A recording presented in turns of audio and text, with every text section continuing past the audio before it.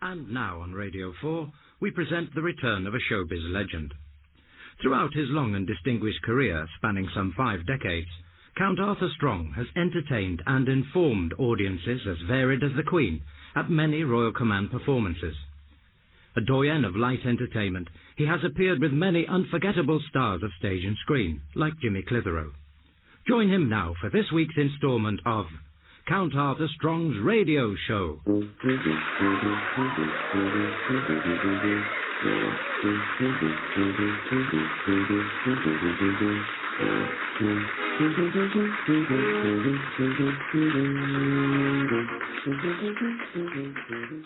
Oh, come on, where is it? Oh, no, this is... I've just brought it in, for goodness sake. Come on, think. Remember your army training. What do the gherkins do? Guerrillas do. What would it... Gurkhas, I mean. Retrace the steps. Right. I came through the door. I took my hat off. No, I didn't. Well, I'll take it off now. What's up here? Right. So that's my hat off. Good. Now we're getting somewhere. So I can rule that out. Then I went to the window to make sure I wasn't being followed, which I wasn't, unless he's getting better at hiding, and I'm losing my touch, which I'm not. Then I made myself a cup of tea. There it is, it's still steaming, and that brings me up to now. Oh, sod it. I tell you something, there'll be eruptions of no small magnitude. Oh, magnitude. If I don't find that flipping carrier bag soon. There's a cauliflower in that. Don't want that turning rank on me. J. Arthur. There's a smell for weeks, cauliflowers, when you lose them indoors. Everyone thinks it's you.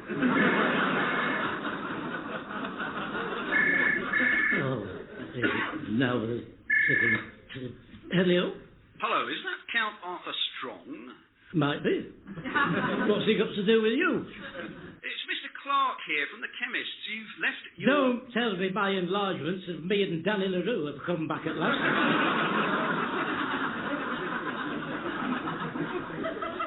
Well, no, the thing is, we've not been... Well, I'm furious, Mr. Clark, quite furious. Those photos were taken at the Variety Club of Great Britain do for the partially impaired. As I said to your broad and witless wife in the shop this morning, I've got my book signing and my first volume of my diaries of mine I've done today. I want to use those pictures as a backdrop. I've got very important people wanting to see those. Very important people wanting to see those. One of the Sunday papers is in a bidding war for those with one of the Monday papers. Your incompetence reflects very badly on me when I have to tell their huge publicity machines they've got that my pictures haven't come back from the chemist yet. Well, we've had another look, and the thing is, we've still not been able to find any trace of the negatives. You are sure you brought them in? Right, that's it. Don't say anything else to me, Mr. Clark, because you and Lady Mook, your wife, really are just beginning to sound just a little bit like the same old gramophone record that's got stuck in a groove to me. You ought to do a flipping duet. Steve Lawrence and Edie Gourmet, I don't think. No, I will not brook this kind of talk, Mr. Clark. I'm sorry to tell you that you now find yourself facing the full wrath of my legal representatives, the Citizens Arrest Bureau. Vice Bureau, the Citizens Advice Bureau, I said. Citizens Advice Bureau. And you've brought that on yourself. Good day to you. But you've left your carrier bag. Accusing me of not taking the negatives in. The nerve of him. Listen, they were on the desk. I picked them up. I put them in the inside pocket of my jacket. There they are, look, large as life. I went down to the chemist with them. I personally handed them to Mrs. Clark. Right, well, I shall still send him a very stiff letter, talking to me like that. There is a principle involved here. Right, now then. Let's have a little read-through of my speech, shall we? Good afternoon, everyone. Oh, for goodness sake. Who's that now? I've just got going. One thing after another, isn't it? Right down to it. Yes. Well, what can I do for you? I'm in the middle of something here. Television licensing? No, I don't think I will, if it's all the same to you. Thank you for calling. Oh, for crying out loud. Look, I've been quite polite to you up until now, but really, I'm much too busy for all your fun and games. No, I don't think you understand, sir. I'm from television licensing. Oh, now then. You can answer me a question, you can. Come on, follow me. Oh, mind your head on that light fitting. Come in, come on. Now, look at this. Right then, you're the expert. What's wrong with that? No, look, I think you misunderstand. It doesn't matter where you put the person. Dad, Paris, no. Oh, stop it. The aerial. They're all the same anyway, just different boxes. Look, it doesn't matter where you hold it. Here you are, you have a go. Hold it a minute. You see, it's... Oh, hang on. Just went clear then. Put it back where you had it. No, you didn't have it there. It was higher up. I'm sorry about your picture, but I don't Higher, higher. Come on, stretch up. More to your left. Oh, look, what's that? I think it's Bargain Hunt. Look, I don't know anything about television. Shush, I like Bargain Hunt. How are contestants chosen wisely? You know what it is. Oh, I could have told him that barometer wasn't worth anything, the idiot. I ought to be doing that. I'd run rings round them. You only have to look at my collection of horse brasses that I've accrued to know that about me. I'll show you them when this is finished. Look, can I put this down? Are my arms hurting? You've only been holding it for 2 minutes, for goodness sake. The youth of today. Do you know, when I was half your age, some people were down the pit. That's how hard it used to be. Tiny children had to go up chimney pots. There was no fruit. Can I please see... Can I please see your television... What time is it? 11:15. 11:15? It can't be. I'm supposed to be being interviewed by the Monthly Advertiser 15 minutes ago at a restaurant of my choice. Television license. There's no need to shout. I'm not deaf, you know. What did he say? Can I see your television license? All right. Keep your hair on. What there is of it. License. Right then. Now, this time, when it was up for renewal, at my cleaner Doris's suggestion, her eldest, Michael, did it for me on the Infocom. Infrared. Infinite. You know, the super-duper sort of a roadway thing. You know. I've just had a postcard from Doris. That's why I said Ilfracombe. She's on holiday. Not that she's gone to Ilfracombe. She's in Mablethorpe for a week. Anyway, Michael brought it with him in a suitcase, the Ilfracombe. And do you know, years ago, that suitcase would have been the size of a skyscraper. It's amazing, isn't it, what they can do today? A whole suitcase the size of a skyscraper at the push of a button. It's like when Paul Daniels made that elephant disappear. Mind-boggling. So, you're saying you've got a license and you did it on the internet? Correct. I'll show you out. Well, you could have told me that on the doorstep. Well, I'll tell you what. The way to look at it is, we're all a bit wiser and older now, aren't we? Mind your head on that. Oh, light fitting. Here, this will cheer you up. Have one of these. It's an invitation to my book launch. Bring a friend if you've got one. Good day to you. Right then. I suppose I'd better get my trousers on.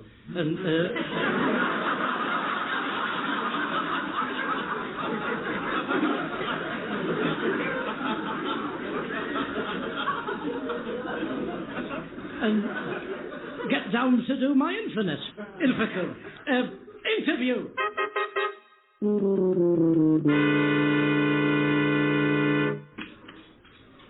Jerry. Morning, Arthur. See? Go on, then. Anybody been asking for me? The young lady over there. What, her? That can't be right. She looks like a 5-year-old. Yeah, that's my Louise. She is a 5-year-old. Well, no offence, Jerry, but I don't want a 5-year-old interviewing me. You're Louise or not. How would she write it all down for a start? Be a right mess with those wax crayons she's got. What are you on about? It's not my Louise that's interviewing you. It's the lady behind her. It's at the window. I should slip as well hope so. It's quite ridiculous. I've heard of pushy parents, Jerry, but this just about makes it. I'll bring your tea over. Oh, I'd have one of those buns as well. Good morning. Or is it afternoon now? Oh, I'm sorry, I'm saving that seat for someone. Oh, is there two of you? Pardon? Is there two of you? I don't know what you mean. Blimey, I'd have been better off with a 5-year-old. Let me put it another way. Is there two of you?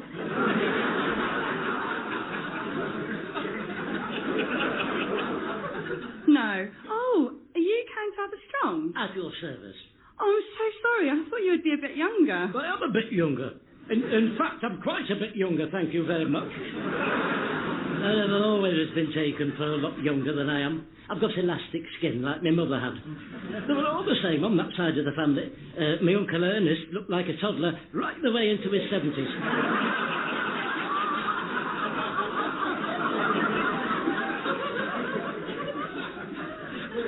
Are you getting all this down? Because I don't want to have to go over it all again. Would you mind if I use my little recorder? Look, you mean like a flute? A tape recorder. Oh, I was going to say. I can't stand people blowing those things. I had to take one off a school child at the bus stop the other day. Everything sounds the same on them. Very discordant. No, I just want to record the interview. Be my guest. Now, you've got your first volume of your diaries just about to come out. Can you tell me a little bit about the book? Yes, well, it retails at £7.99p.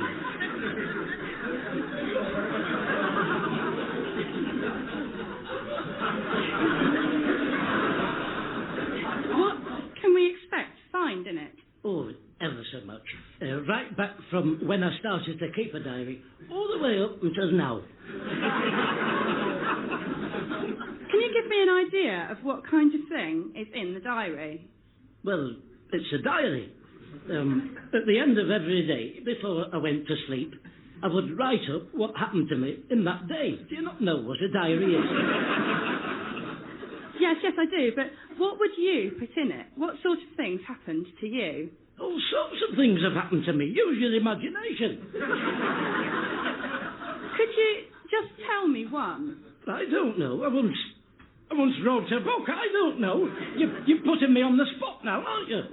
All right, mate. You can't sit there. Why, is someone else sitting there? I'm doing an interview. Well, you famous, are you? Well, that's not for me to say, but I am doing an interview with the Monthly Advertiser, so I must be doing something right.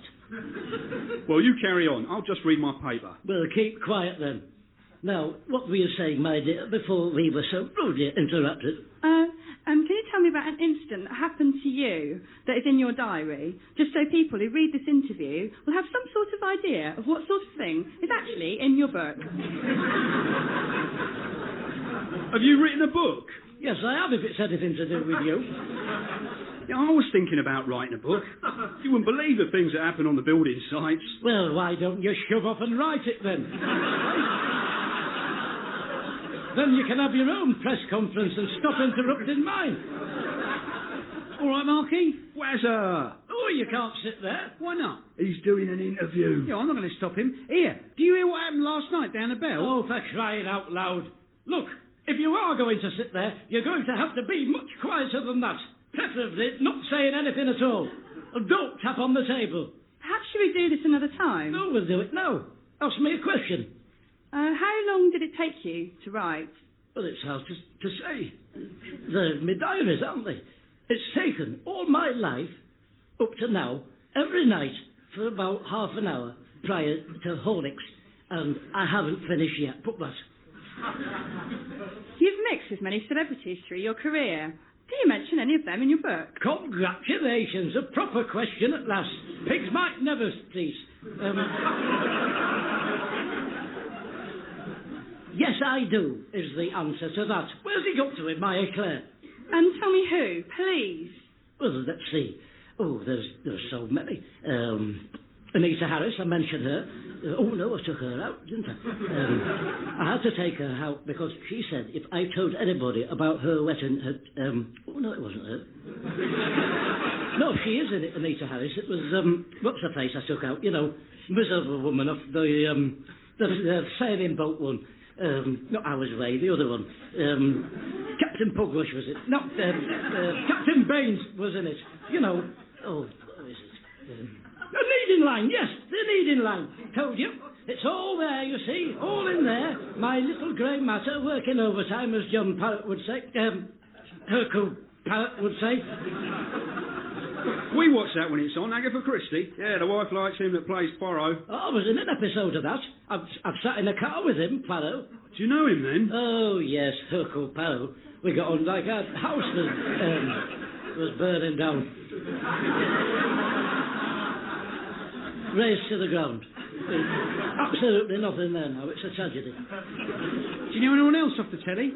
Oh, I know them all. Paul Daniels, Timothy Christopher of that programme. All Things Bright and Beautiful. Wonderful, wonderful out and all Things Bright and Wonderful. And Small. Yes, I've done an episode of that. Sat in a car with him. Let's see, who else do I know? Lance Percival, I know him from the Carry-Ons. And, oh, of course, dear old Edward Woodward. Slap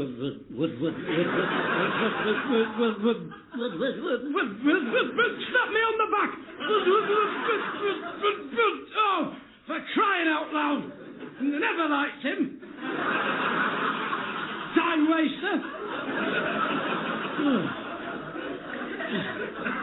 Dear me, get me a glass of water, will you, Wazzer?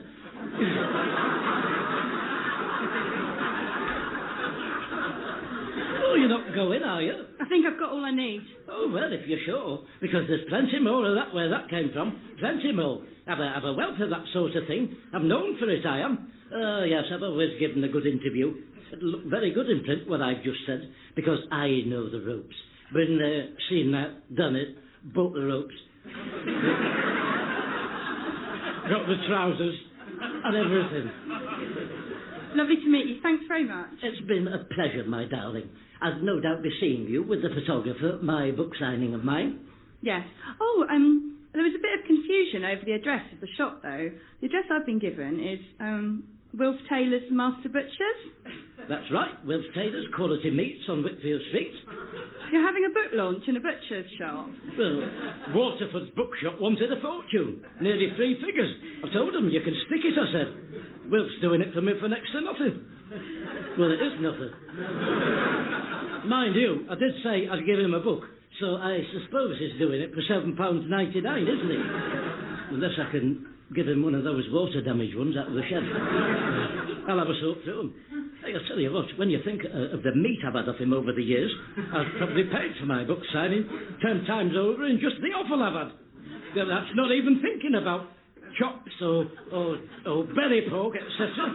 He ought to be paying me the tight so-and-so and so. I never thought of that. OK, so I'll see you there then. Don't be late.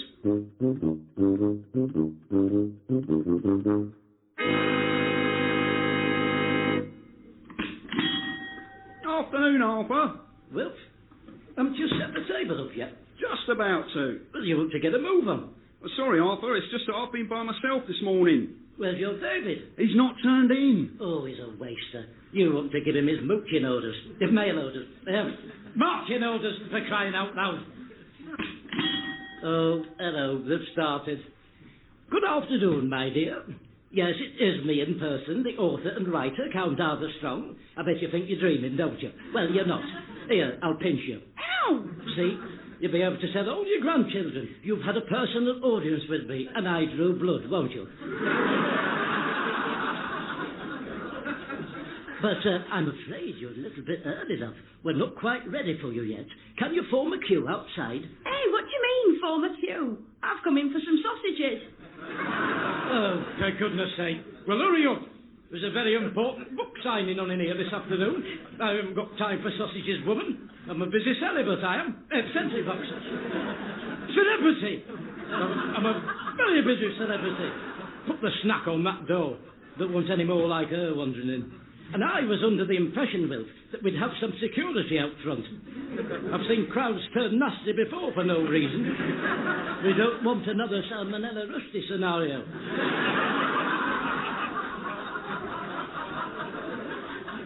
Give me a hand with this tablecloth. No, I shouldn't be having to do this, Wilf. I'm furious with you, David, quite furious. You can tell him from me, his godfather is seriously reconsidering his Christmas pound for next year. It's a bit dingy in this corner, isn't it? Have you not got any more lights than this? What's that buzzing noise? It's the cold store. I'm not going to compete with that all afternoon. You'll have to turn that off. But I keep all the meat in there. I'm only saying to turn it off for the duration of my book signing. Bit of warm meat never hurt anybody.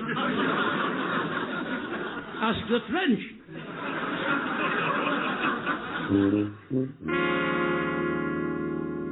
So can I once again thank you all for coming along and making this day the most wonderful of occasions for me.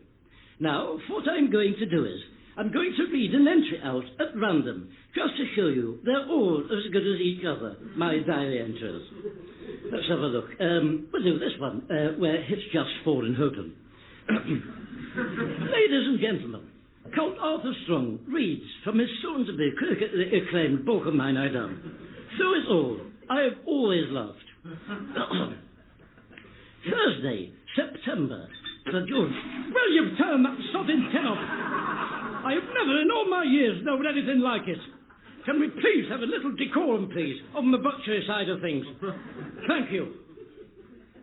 Thursday, September the... Oh, put a bloody sock on that bell. Thursday, September 3rd, 1968, 9 a.m. No post this morning.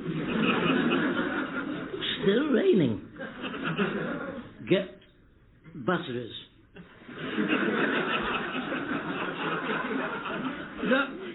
That's all I've got down for that one. That's just a short one, is that? Some of them are short, some of them are long. They're all different with me. No 2 days the same as me. No 2 days the same. Oh, I suppose I'd better do another one, hadn't I? Let's have a look. I'll pick this one. I'm not doing one at random again.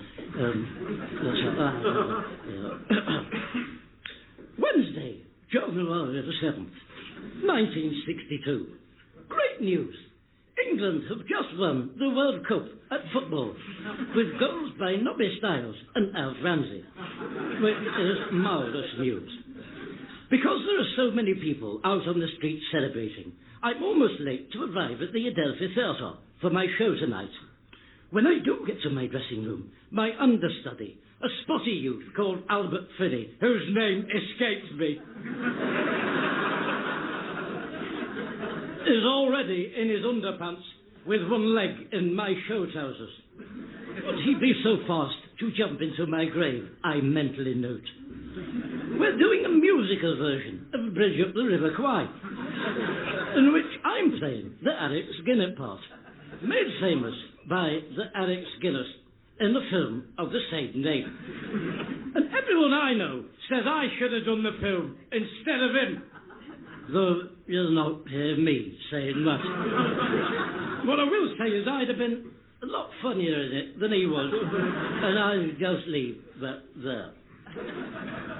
Left theatre at 10:25 to have dinner with Max Bygraves and Jimmy Cluzero. Jimmy's in a foul mood. First he wants ice cream with his potatoes, then he messes his trousers and won't stop crying. And all night long he's blowing on a little plastic trumpet. I tell you, I wouldn't have come if it wasn't his turn to pay. After the pudding, make my excuses and leave.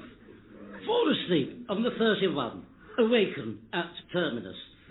Get home, 3:30. Straight to bed, to sleep, perchance to dream. Good night, dear diary. Good night. Now, at this junction, it falls to me to throw the floor open to questions from my admirers. Does anyone have any questions? Anything at all? Yes, madam. Yes, you with your hand up. Yes, you. No, not you. You. You. You with your hand up. You. You with your hand up. You're the only sodding person in the shop with your hand up. Look around you. No one else has got their hand up, have they? That should be a massive clue to you. Me?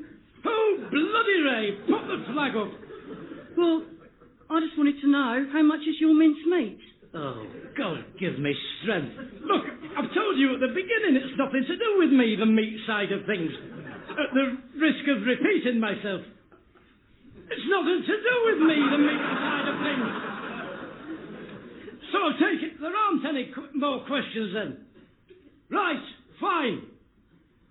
Now, if you'll all form an orderly queue and have your £7.99 ready, I'll be only too delighted to personally sign your book with my signature I've been practising for you.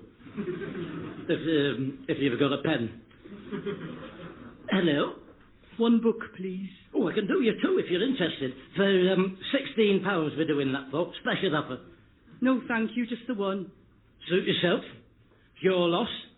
Only don't come saying you want two tomorrow, because they'll be back to the usual price. So, you know, it's you that has to live with it. That's £7.99, please. Who do you want me to sign it to? Me. Oh, dear, oh, dear. Do you know, I can't be bothered anymore. Here we are. To me, with best wishes, Count Arthur Strong. Thanking you. Next. Next. Come on, I said... That's it. One sudden book. Is that all you're having? You miserable bunch of... Standing there with your mouths open like a lot of wet fish. Right, that's it. You've had your chance. I'm putting them away. It's your loss, not mine.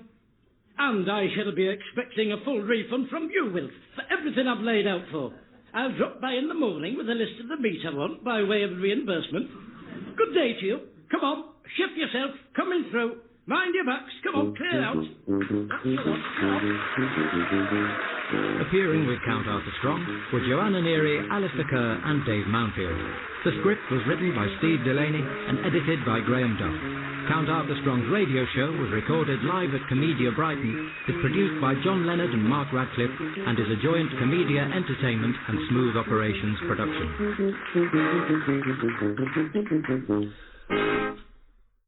And now on Radio 4, another return of the legendary Count Arthur Strong. Throughout his long and distinguished show business career, spanning 4 decades and 10, Count Arthur has entertained audiences as varied as prime ministers at their house. A doyen of light entertainment, he is now often sought out as an after-dinner speaker and raconteur, regaling audiences with tales of stars like Anita Harris. Join him now for this week's instalment of Count Arthur Strong's Radio Show.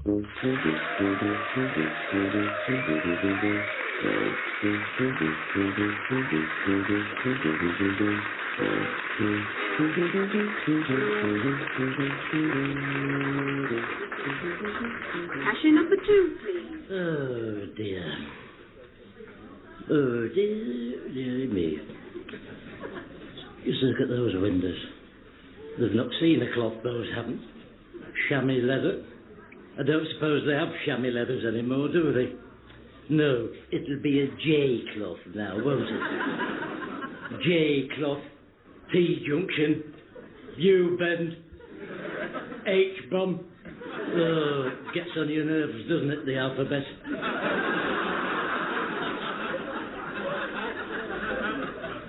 Letters.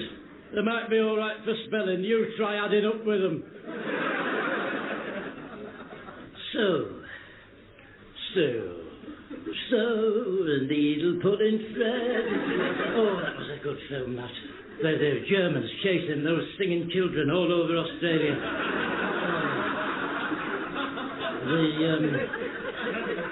The Von Helsing family.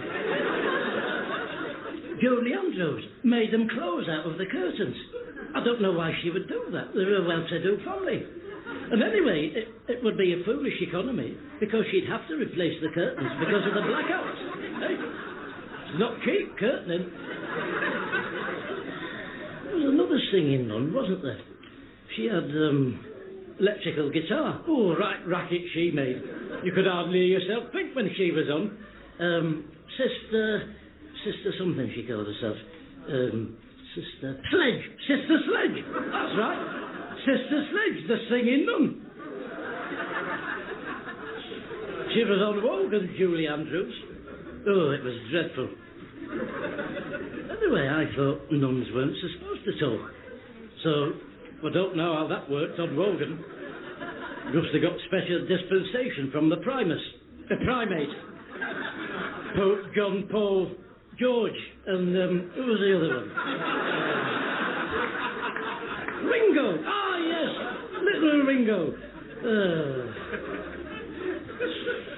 Cashier number 7, please. Oh, dear, the female dear, raise drops of golden silk. Me, my name. Cashier number 7, please. Mate, it's you. Hey, what do you mean it's me? I haven't done anything. He who dealt it, smelt it.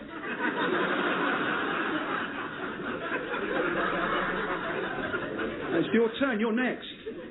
You right? Do you know where you are? Of course I know where I am. All right, where am I? Post office. Cashier number 7, please. Correct, the post office. I have to go now. They're expecting me. Goodbye. Good morning. What can I do for you? You can reorganise your queuing procedure for a start.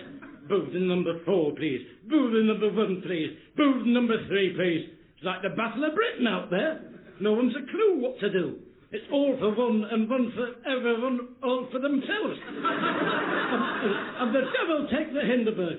The hindmost. Good luck to the poor beggar that gets in its way. I'm very sorry. I'll mention it to my manager. Yes, well, just make sure you do. I'm not just anyone you're keeping waiting. I have a personality. I am a personality.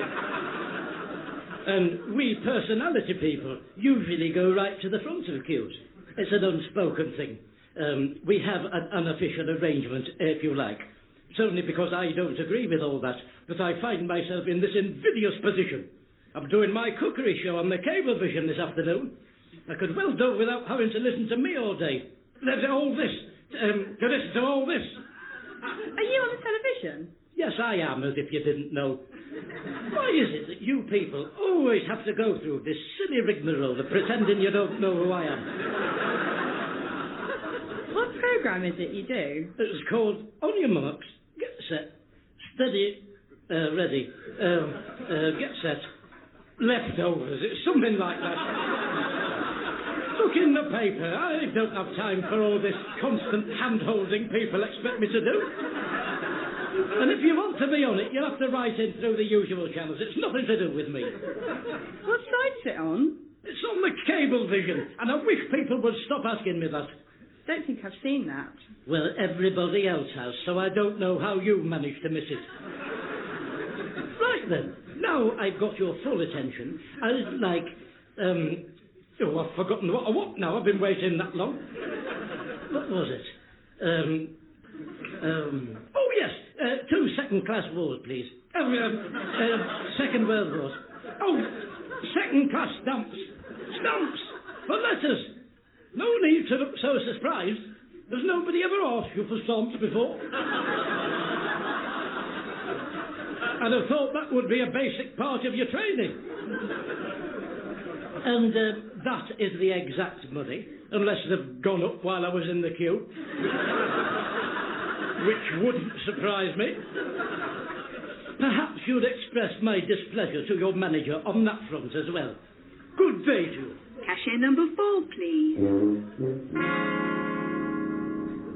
The hills are alive with the sound... Oh, stop it. I'll be singing that flipping song all day now because of her at the post office. Hi. What do you mean, hi? Hello. What do you mean, hello? Say hello. Sorry, hello. Do you have a few minutes to spare for charity? Beg your pardon?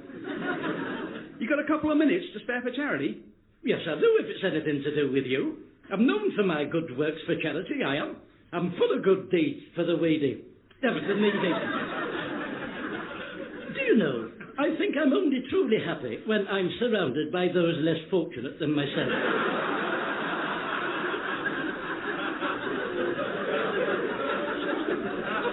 But I'm not one of those people that goes round blowing my own trumpet up myself about it. I tend to leave that to the musicians. Yeah, okay, that's great. So perhaps I could tell you a little bit about what it is I'm doing and why... Oh, it's not long since I was topping the bill at a benefit evening for my favourite charity of mine, which, incidentally, I'm a figurehead for. Oh, what is it? Don't tell me. Stop something. Dolphins, stop the dolphins. No, not stop the dolphins. Orphans, stop the orphans. No, you can't stop orphans, can you? You know, the one with the caliper on her leg. Dr. Barnum's houses or something. For goodness sake, I shouldn't have to stand here listing every charity for you. I'm a busy man. I'm only trying to do a good turn and help those better off than me. And worse off than me. I am one of the better off than me ones. You only have to look at me to know that about me. Right, okay, great. That's really good. Now, what I'm going... Oh, yes, I've raised a fortune for charity, I have. In fact, you know, a lot of them have nicknamed me Jack the Ripper because of my charity work. Jack the Ripper? Yes, you know, took from the rich to give to the poor. Sheriff, not Jack the Ripper. The other one. Errol Flynn doing him in the films. You know, he had the fight with little Long John Silver. Robin Hood, that's right. Robbed from the rich, gave to the poor. My goodness me. What's the education system like these days? You don't know about Jack the Ripper. They're robbing the Ripper. Hood! Jack the Hood! Oh, whatever his sodded name is. Anyway, all I'm saying is, and I think I speak for myself, when I say to you that if one of mine was an orphan, it would give me great comfort to know that I and people like me were out there doing their bit for it. And people like it. So, shall I put you down for a tenner then? What? No. I'm the one that's collecting for charity. Oh, there you are, you see. Another one that won't put its money where the mouths are. Streets are full of you lot. Listen, I did my national service for people like you, so don't come whinging to me about everything. Some people sleep in cardboard boxes, you know, while you're lording it around in your blue tabard. Hey, who do you think you are, King Charles II? Hey? Well, let me tell you something about King Charles the Spaniel. They had their heads chopped off. Henry VIII, the Wars of the Roses, who stuck them on the spikes of the Tower of London. Oh, yes, there was no Rolf Harris rescuing your pets in those days. You want to have a long, hard think about that before you accost the next passerby. Good day to you.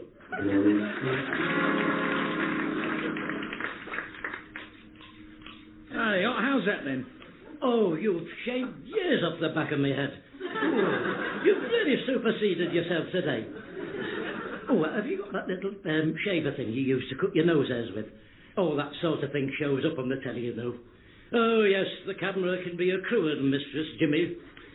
Look like when you do the radio. Oh, you could do the radio in any old state.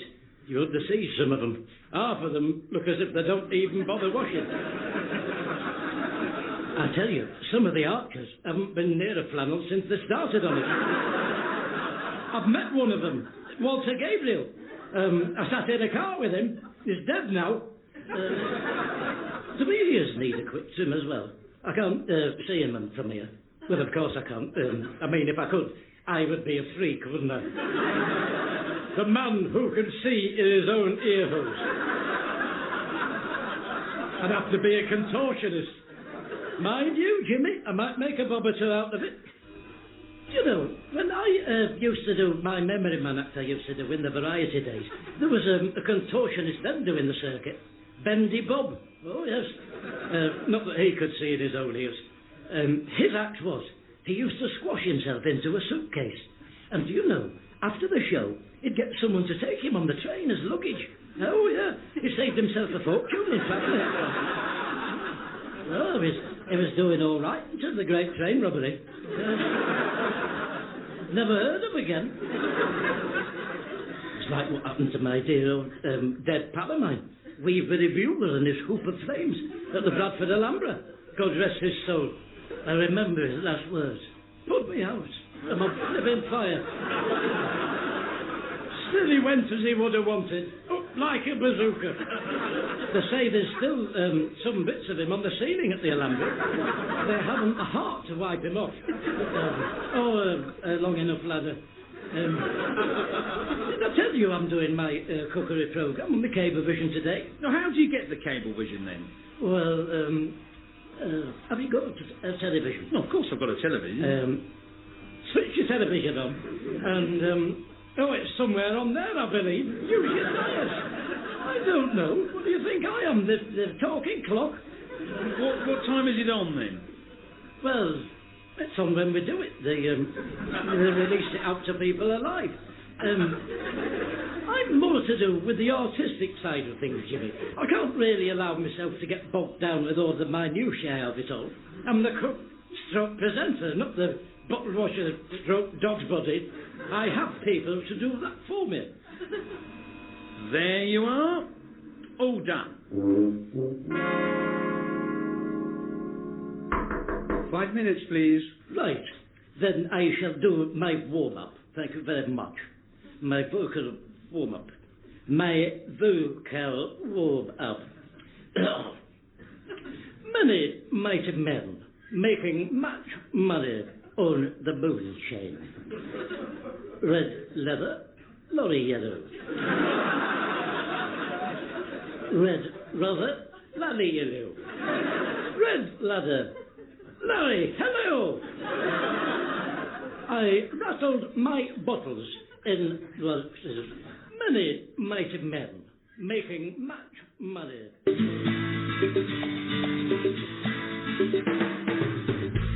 Hello, everybody, and welcome to today's very special edition of the Cookery Show everyone's all been talking about. On your marks, get set, ready, steady, ready, get set, dinner. Oh, it's a stupid, sodding name, whatever it is. In which I get to make some dinner against the clock for a mystery celebrity who's been out shopping with a budget of £3 to spend on a carrier bag full of secret ingredients, unknown to myself as to what it is they are. Yes, it really will be a test of my culinary abilities. Now, as you know, even I don't know who the mystery steward will be. Oh, celebrity! Who the mystery celebrity will be. And I can't wait to find out who he is. Or who she is. It might be a woman, we don't know that yet, do we? I haven't said his name yet. It might be Anita Harris, for all you know. Anyway, I can't wait to meet them both, whoever he is.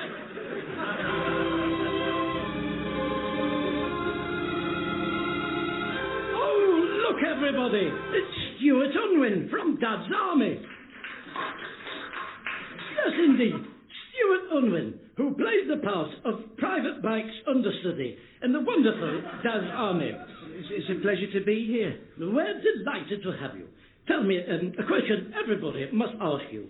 What was it like being Private Pike's understudy, Stuart? Oh, it was wonderful, Arthur. They were very happy days. And did you ever get to go on? No. Oh, marvellous. Well, we'll have another little story from you a bit later on. If you've got one at all. Now then, on to the matter in hand. Firstly, can I welcome you to the tabletop tennis, Cablevision, idiot, and say a big thank you to you for finding the time to be with us in spite of all your dad's army commitments. Oh, that's all right. I don't really have any. I was never really in it. Oh, dear me. Play it up, will you? Oh, I do remember Arthur Lowe very well. Well, thank goodness for that. Now then, love to know, Stuart, what have you got in your carrier bag for me to cook up? Let's empty it out, and as the Cockneys would say, we'll have a butcher's hook. Hack. Batcher's hack. Hook. Batcher's. Butcher's hack. Oh, hack or hook. It really doesn't make much difference, does it, Stuart? Just tip it out, will you? Let's see what you've got. I haven't got time for all that nonsense. Right. A cabbage, that's good. I've got an idea for that already. Thinking on my feet. I might boil it up in some hot water with plenty of salt, maybe. What else have you got in there? Packet of ginger nuts. Right. I'm thinking melange of ginger nuts on a bed of boiled cabbage. What else is there? Half a bottle of vodka. A packet of odour eaters and some chewing gum. I can't make any dinner out of that load of rubbish, you lunatic. What are you playing at? That isn't my carrier bag. What do you mean it isn't your carrier? Oh, it's mine, is that? That's my bit of shopping. Who's put that there? This is what I got. I don't know what's gone on there. Come on then, tip it out. Don't just stand there with your mouth open, catching flies. Right, what's this? A big bag of oven chips. One chicken leg, cooked. What's that? A tin with a treacle pudding in it. Oh, I don't think you quite understood the brief, did you, you idiot?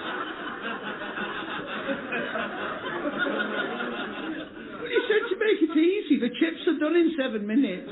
Yes, but there's easy and there's just stupid. And anyway, I didn't say anything about what to get. There was no collusion there. Or if there was, it's all on your part, the colluding. So don't come that on the live television. You're supposed to get me something I can be creative with, like eggs, or aubergines, or the broccoli. Something I can make something interesting and exotic out of, like onion bunges or salmonoses or something. That sort of stuff. You've made a right spectacle of yourself. Now, just, look, listen, forget the dinner, just forget it. We'll get a takeaway in.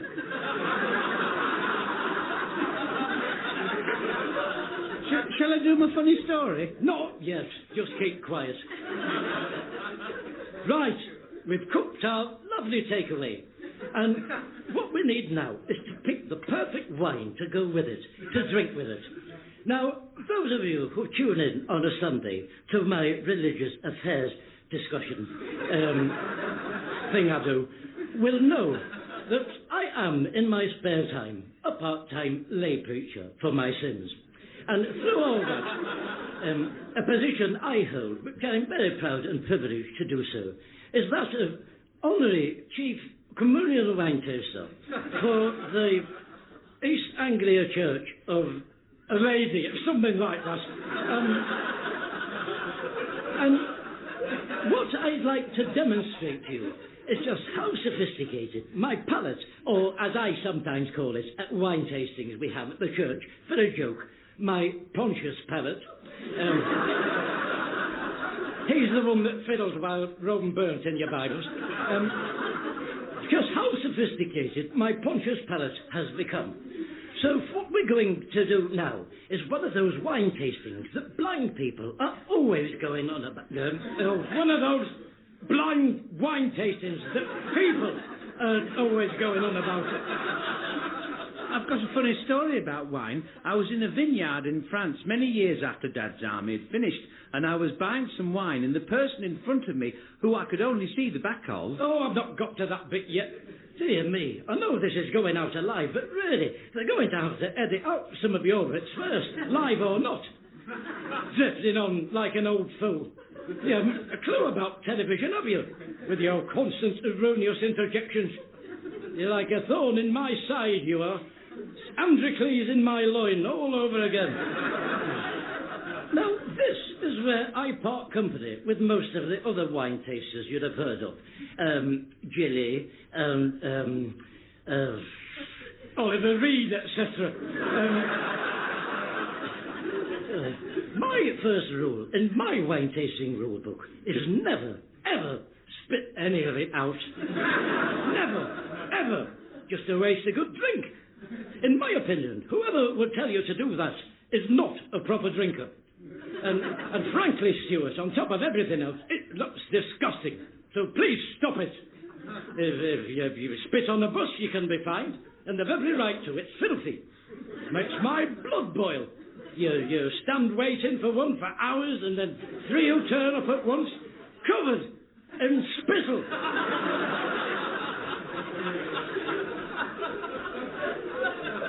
Right then, let's have a little sip of wine number A. Ooh, I like that one. Wine number B.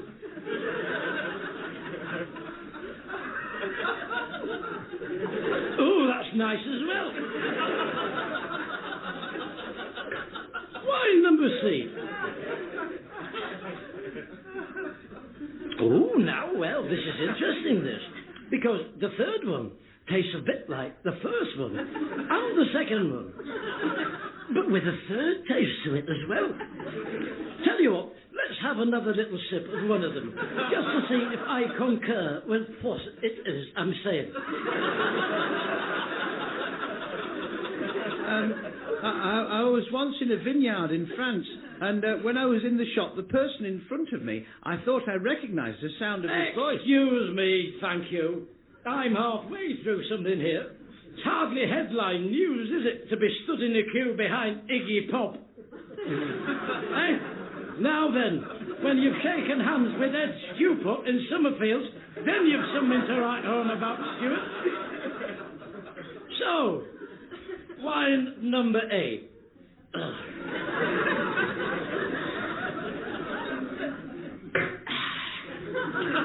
Ooh, definitely. Oh, it is a good drop of splosh, is that? Just so much more easier on the back of the ponchus.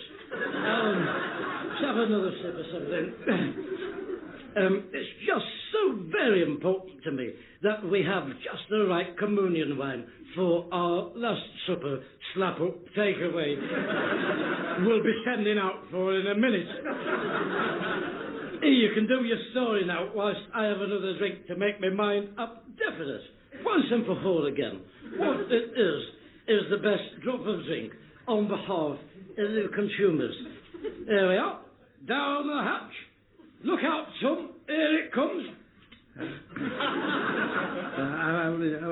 I was in the vineyard in France, and, well, I was in the shop at the end, and I thought I'd recognise the voice of the man in front. Auntie Mary, had a canary up the leg of a drove. Come on. Oh, cheer up, Stuart. You look like a wet fish.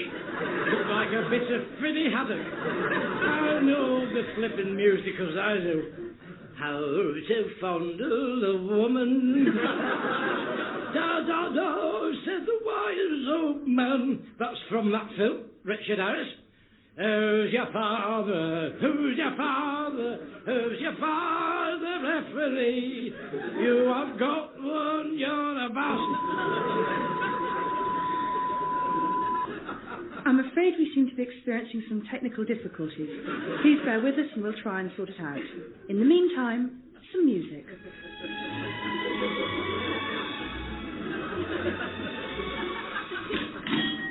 Oh, here he is. How did the show go then yesterday? I don't think I'll be doing another one, Wilf. Not one of them's a clue what's going on. That dozy idiot, Stuart Unwin. He only came in with chicken and chips already cooked. Apart from the chips, we had to send out for the Chinese. Well, it'll have saved you a job, won't it? Yes, Wilf, it did save me a job. But it goes right against the spirit of the programme, sending out for a Chinese. I'm supposed to look at what they bring in and say what I'm going to make with it. Anyway, they want me to do another programme now instead, more suited to my area of expertise. Oh, what's that then? Lolly in the Loft. It's about people who have a lot of rubbish upstairs they've had for years and are sentimental about. I go in and value it, and then we have a car boot sale. If there's anything left, we pour petrol over it and it gets burnt.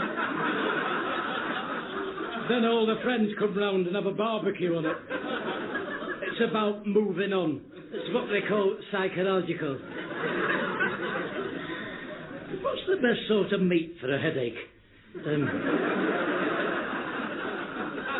I was reading in one of the magazines in the shop that a rasher of bacon can sometimes help get rid of a headache. Or was it backache? Or was it back bacon is good for the rash?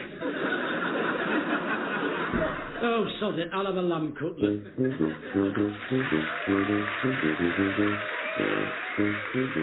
Appearing with Count Arthur Strong were Joanna Neary, Alistair Kerr and Dave Mountfield. The script was written by Steve Delaney and edited by Graham Duff. Count Arthur Strong's radio show was recorded live at Comedia Brighton, is produced by John Leonard and Mark Ratcliffe, and is a joint Comedia Entertainment and Smooth Operations production. And now on Radio 4, once again it's yet another return of the legendary Count Arthur Strong. Throughout his half-century, not out in the world of show business, Count Arthur has entertained and informed audiences as varied as archbishops of Canterbury's.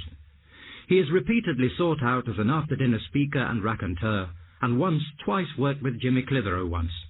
Join him now for this week's Count Arthur Strong's Radio Show.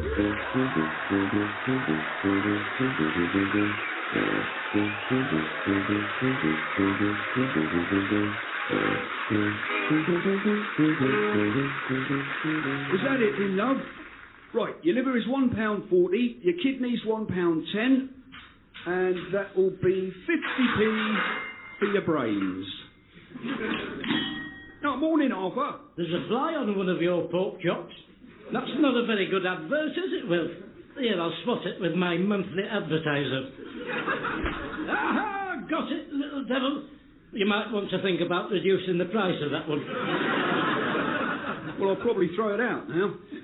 You're out and about early this morning, Arthur. Oh, I've got a lot on, Will.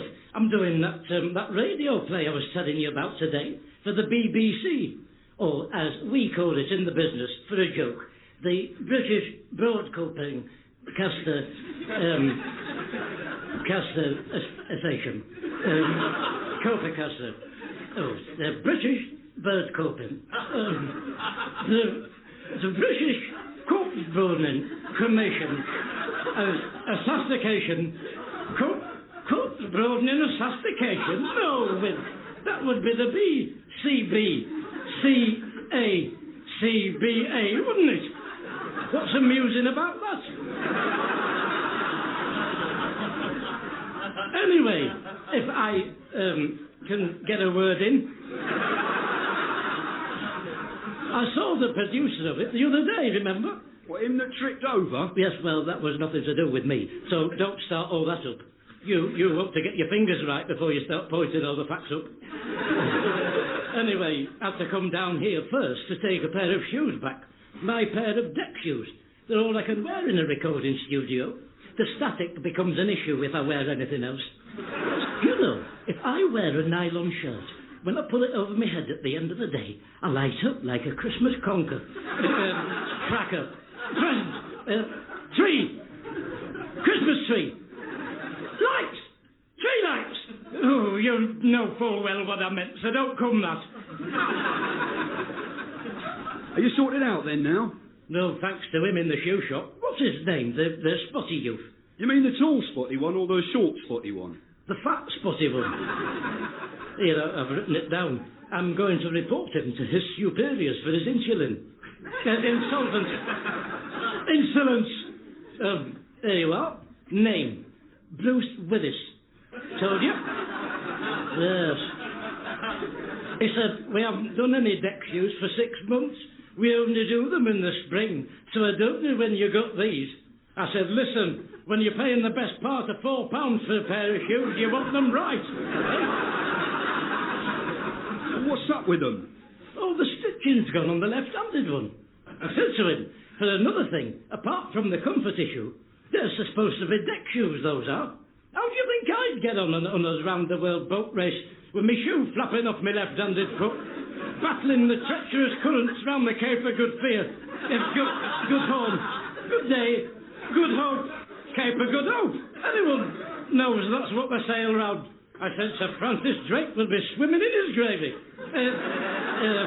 Swimming in his grave. Turning in his grave. That's your ignorance. You can't argue with history, Wilf. Anyway, he's found me a pair of pumps, so I'm having to make do with those.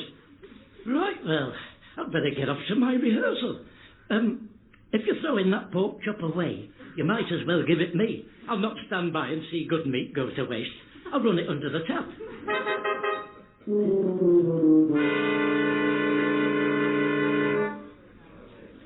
Oh, do you know, it was the once-in-a-lifetime role I always dreamed of. Something I could really get my teeth into. You know, abandon myself to it and see what happened, as it were. Layer upon layer. The more I went at it, the more I discovered. At once rich, at another varied. Oh, it was just tailor-made for me, was that role. Oh, yes, it was. That's absolutely it. A tailor-made role. A role made in heaven. As soon as I finished it, I had to eat another one. Oh, yes, I had to. I tell you, who does do a good one? And it is a very good one, mark you. A very good one indeed. What were we talking about? Well, you were telling us about when you met Laurence Olivier, but we appear to have drifted onto bacon rolls. Hi, Patrick Walker. Who is? Where is he looking for me? No, I'm Patrick Walker. I'm one of the cast. It's my first job, actually. Oh, Count Artherstone. Delightful to have your acquaintance. Oh, it's your first job, you say. Oh, I wish I'd had a penny for every job I've had. I'd have a big pile of pennies.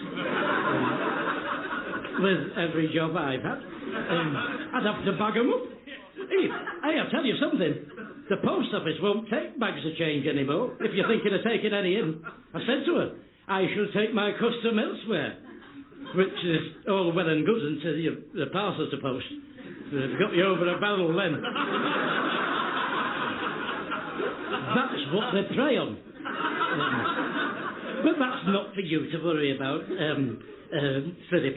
If it's your first job, you'll only have one little P, won't you? Oh, dear, it's a shame you just missed my Laurence Olivier story. Oh, I'd like to have heard that. Yes, it was fascinating. Well, I tell you what, young man, you stick with me. I'll show you all the ropes. Oh, yes, you've stuck gold dust with me. I can tell you everything about show business you want to know, like, blocking.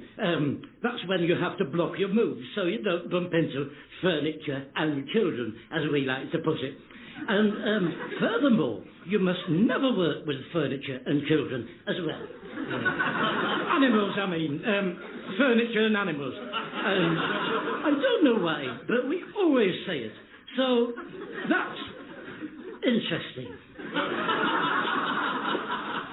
Hi, I'm sorry, if I could just have your attention, everybody. I'll carry on later, Philip. Plenty more of my gems where they came from. Thanks, hello. I'm John Herbert, for those of you who don't know me. Unfortunately, I'm very sorry to have to tell you that our producer, Peter Quigley, has broken his leg rather badly, so consequently I will be stepping into his shoes and producing this exciting and very moving play. Bravo! Well said, Herbert, well said. 3 cheers. And I'm sure I speak for all the assembled throng here assembled before me when I say that all our heartfelt wishes go out to, what's his face, the other man that can't do it with the broken arm, which I knew nothing about, Herbert. John, it was his leg. Oh, his leg as well. Was it on the same side? Same side as well. It was his leg. He's broken his leg. So what's he done to his arm then? He hasn't done anything to his arm. He has. He's broken it very badly. You just said so. No, I didn't. I said leg. Well, I think you'll find you did say arm to start with, so, you know, I'll leave that there, Herbert. Look, John. My name is John. Oh, no, I'm not having that. You definitely said you were called Herbert. That is definite. Everyone will back me up on that. You heard him tell us that, didn't you, Philip? Patrick. Look, Herbert's my surname. My name is John Herbert. There you are. Told you. It was in front of you all the time. Oh, great. Well, I'm glad we've got that sorted out. Little clarity is all I ask for, Herbert. Look, shall we take a seat? And I'll do some introductions. Here you are, Philip. Sit by me. I translate everything that's going on for you. Some aspects of show business are like a foreign language to me. To a foreigner. To you. Right. Well, as I said, I'm John Herbert. Allow me to introduce Susanna Denton. Hi. Oh, thank goodness for that. Put the kettle on, love me. Don't think it's been... Our director.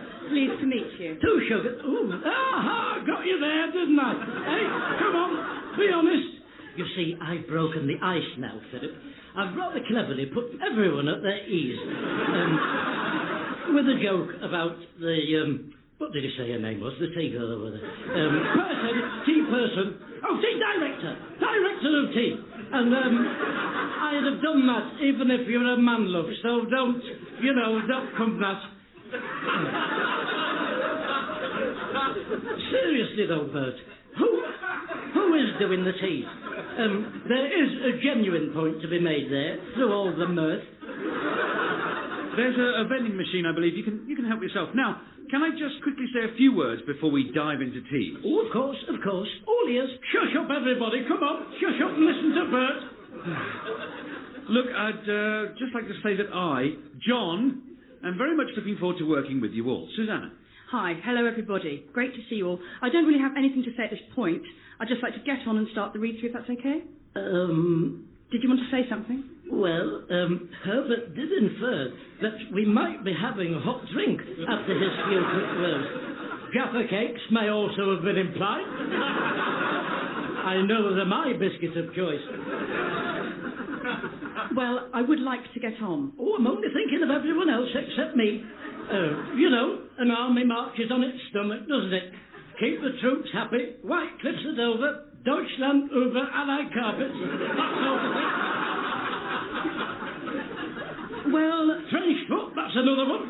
You can't march with trench foot. Not even through a trench, funnily enough. So they've got that wrong. You'd have to hop. Well, if everyone's very quick, and please, can we have our drinks as we're reading through? We are a bit short of time. Come with me, Philip. I'm not having a cup of tea out of the vending machine. So the sweeping's up. You don't know what's in it? There was a programme on telly last night about a waiter spitting on a pizza. They showed it in slow motion. It had salami on it, which always repeats on me. That's why it's stuck in my throat. Tea. Oh, head. They put him on a written warning. Well, I've got my own tea bags, thank you very much. I'll get some hot water from the canteen. Come on.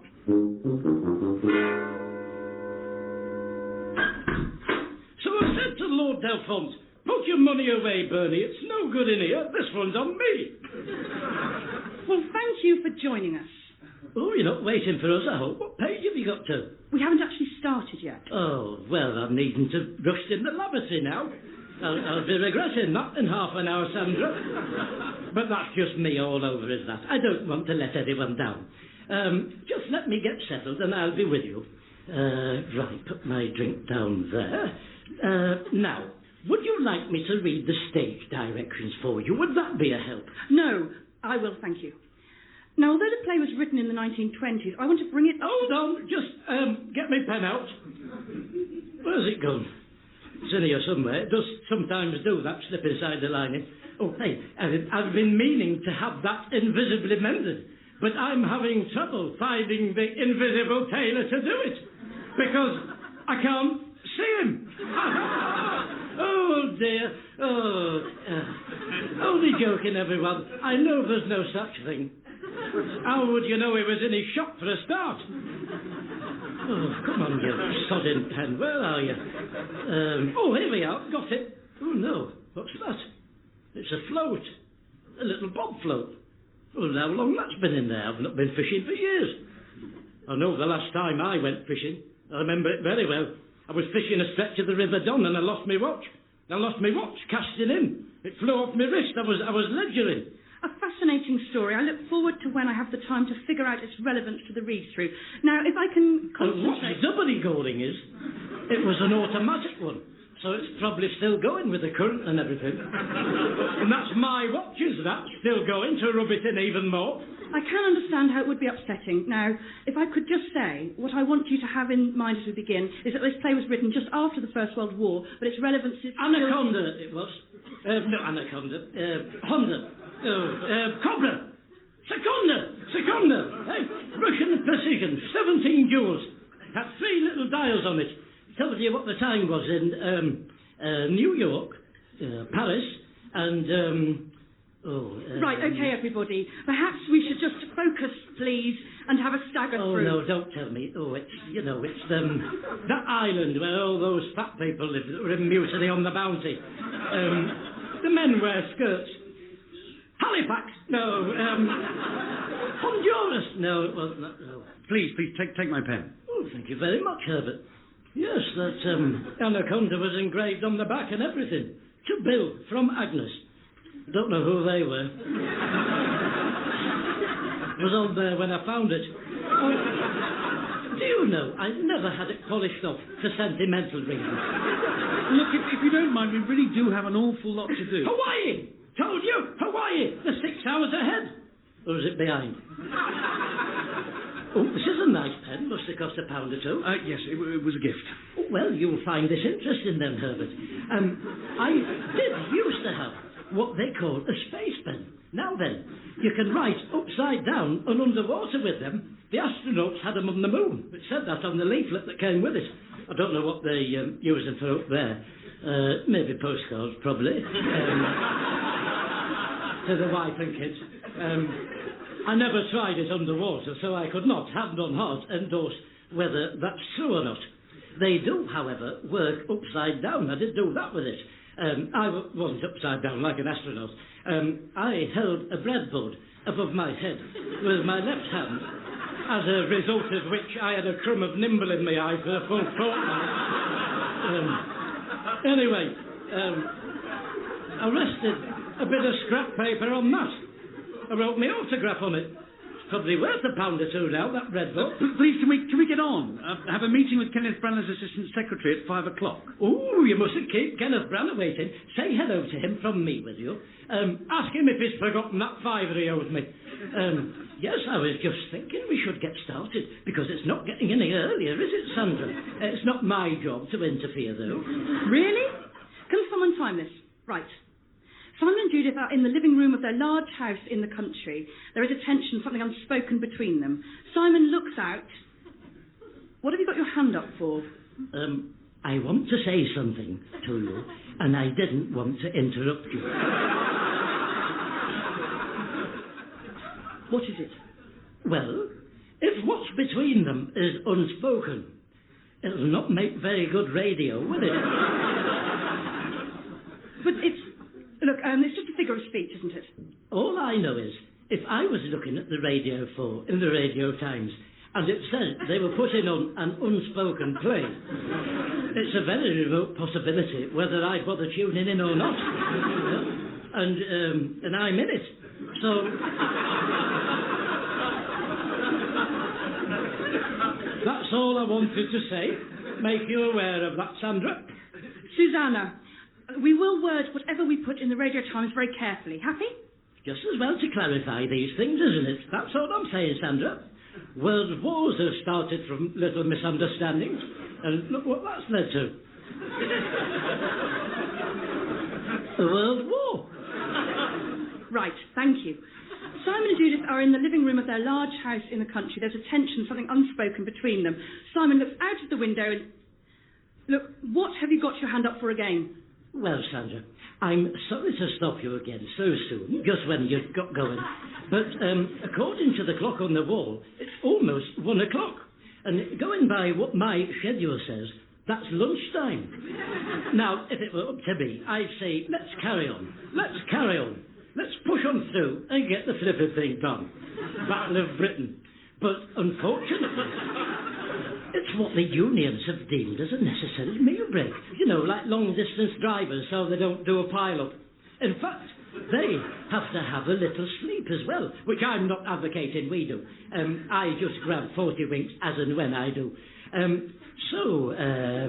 be back at 2, everybody, won't it? Well, almost 5 past now. We'll not call out over 5 minutes, will we, Sandra? Come on, Philip. Let me show you what an actor does with his dinner time. Look, it's really crowded. I don't think we're going to get served. Shall we just head back? Have you not got them in yet, for goodness sake?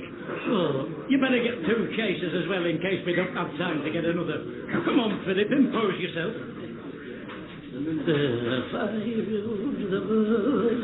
Is anyone sitting there? No. Oh, great.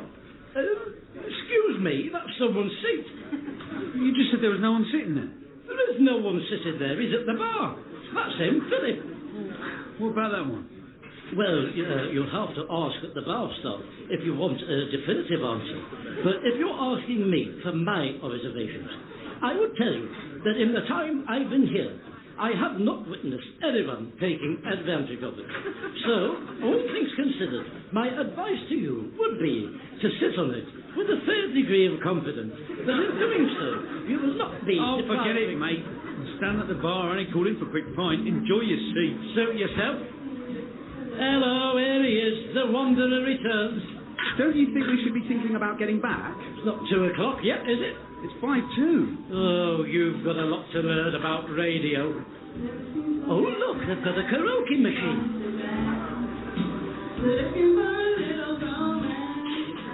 Right, just get out there and read it out. What a foot. Ladies and gentlemen. Oh, louder, do it properly. Ladies and gentlemen, direct from the talk of the town, Whitfield Street by cubic demand, please welcome onto stage the King of Sing, Count Arthur Strong. Oh, come on, everybody, let's have a party. You know we're on too. What are you looking at?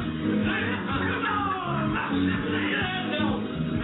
hallelujah. And I will love her. Oh, Coco.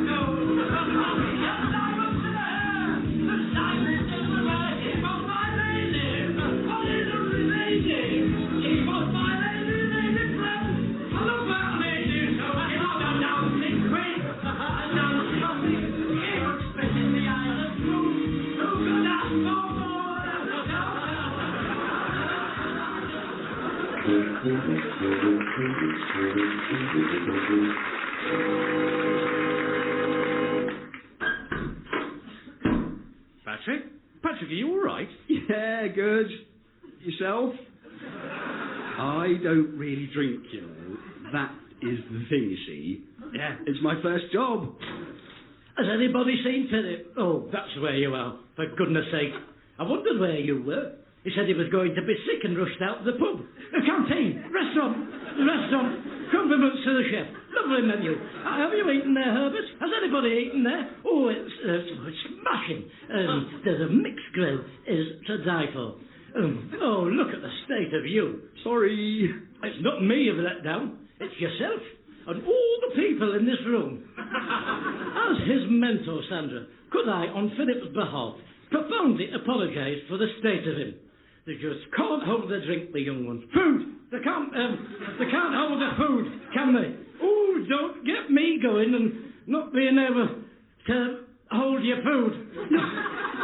Look, now you're back. Please, can we get on? We're really terribly behind. This is being recorded this evening. You do know that. You see, we're behind now because of you, Philip. Terribly behind. Have you any idea of the pressure that puts Sandra under? Oh, I'll scream in a minute. Please don't call me Sandra again. What would you like me to call you? Susanna. Please call me Susanna. Will that just not complicate things at this stage? No!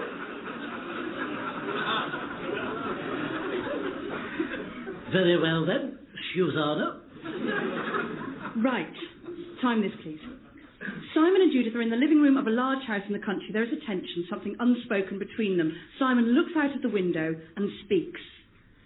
Do you know you can see for miles from? Do you know you can... What the bloody hell's going on? What do you think you're doing? Well, what do you think you're doing? I'm reading my part out. What do you mean your part. I'm playing Simon. Excuse me, but you are not.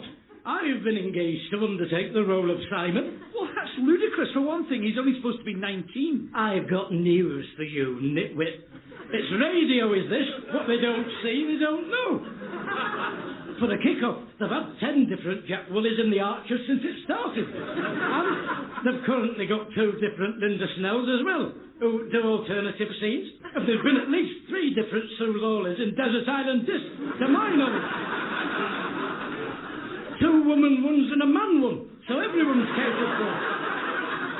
That shut you up, hasn't it, Clever Dick? Go on, come back at me now with a clever retort, eh? Look, and believe me, I'm not being funny about this, but are you sure Peter Quigley cast you as Simon? You see, as Sebastian said... Oh, Sebastian! As Sebastian said, and I have to agree with him, I think you are just a little bit too old for the part. When I saw you, I thought you must be playing the milkman. Oh, no, I'm the milkman. Playing the milkman? Me? Playing the milkman? Do I look like a southern milkman? Yes. Yeah, I do, see so. How many lines has he got, anyway? I'm playing the milkman. You do what you're told. How many lines has he got, Sandra, this milkman? Just hang on. John, do you know anything about this? Well, no. Peter just finished casting the play when he broke his leg. Sorry. Don't mention it, Herbert. I was only drafted in this morning, and look, how many times do I have to tell you it's John? Oh, he's up. I tell you what, let's agree to disagree on that, shall we? I'm not going to agree to disagree on what my name is. I know what my bloody name is. John. Fact. Peter Quigley broke his leg. Fact. Oh, dear me, I really am getting a bit of a headache. Oh, there you are, you see. I thought there was something wrong with her. Can you hear me, love? Of course I can hear you. Do you know what your name is? My name is Susanna. Now, you know that's not true. You see, you've got to help me to help yourself.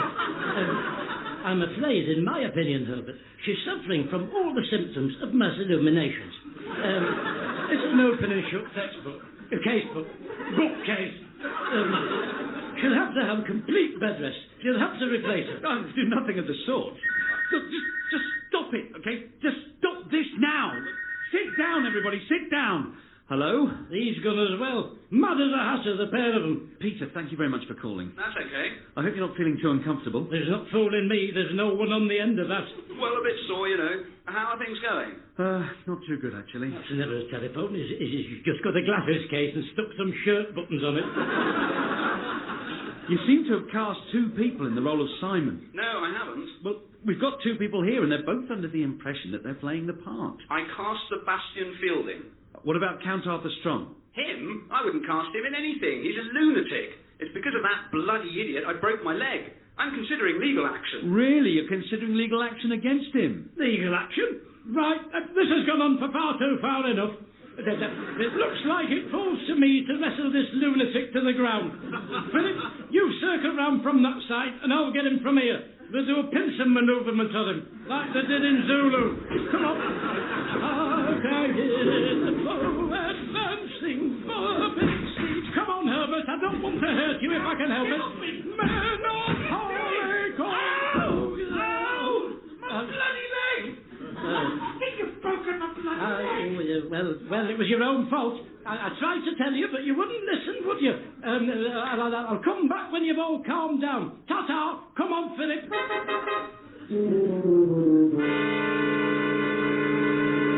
I'll pop in and see Herbert in the hospital tomorrow. Take him a walnut whip or something. Just a silly misunderstanding, wasn't it? Anyway, listen to me going on. How do you think your first day in show business has gone, Philip? I'm seeing 3 of everything, and I can't feel 5 of my feet. Oh, you just want a bit of food inside you. I'll tell you what, we'll go back to mine when they chuck us out. I've got a pork chop at home. We'll split it. Appearing with Count Arthur Strong were Joanna Neary, Alistair Kerr and Dave Mountfield. The script was written by Steve Delaney and edited by Graham Duff. Count Arthur Strong's radio show was recorded live at Comedia Brighton, is produced by John Leonard and Mark Radcliffe, and is a joint Comedia Entertainment and Smooth Operations production. And now on Radio 4, we once again present another return of the legendary Count Arthur Strong. Throughout his long and distinguished show business career, spanning from before penicillin was discovered, Count Arthur has entertained and informed audiences as varied as a local councillor. A star of light entertainment, he is now very well known for his after-dinner speaking and racketeering, and numbers the late Jimmy Clitheroe as a personal acquaintance. Join him now for this week's Count Arthur Strong's Radio Show. Let's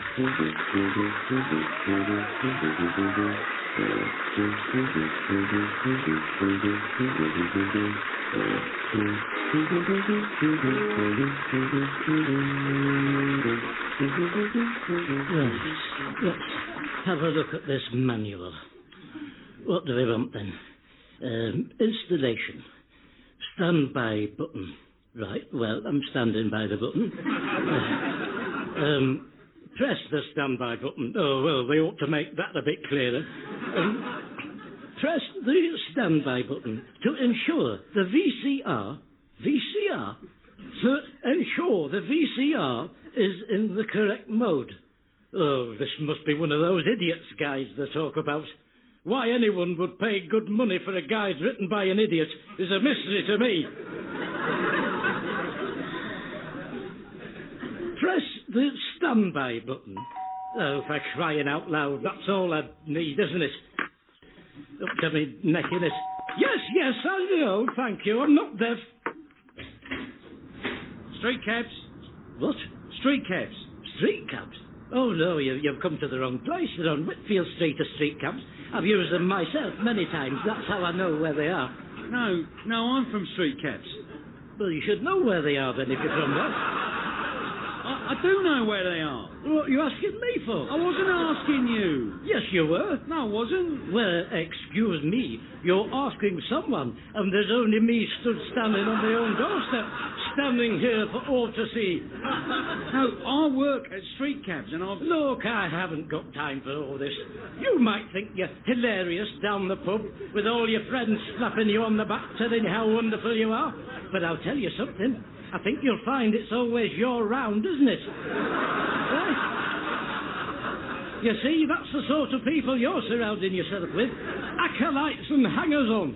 But I've just come to... Now, if you don't mind, I'm in the middle of some pressing business. Good day. Dear me, life is a joke to some people, isn't it? Oh, what is going on now?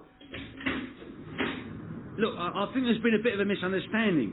Go on. Well, you booked a taxi. I have not. You are Count Arthur Strong, aren't you? All right.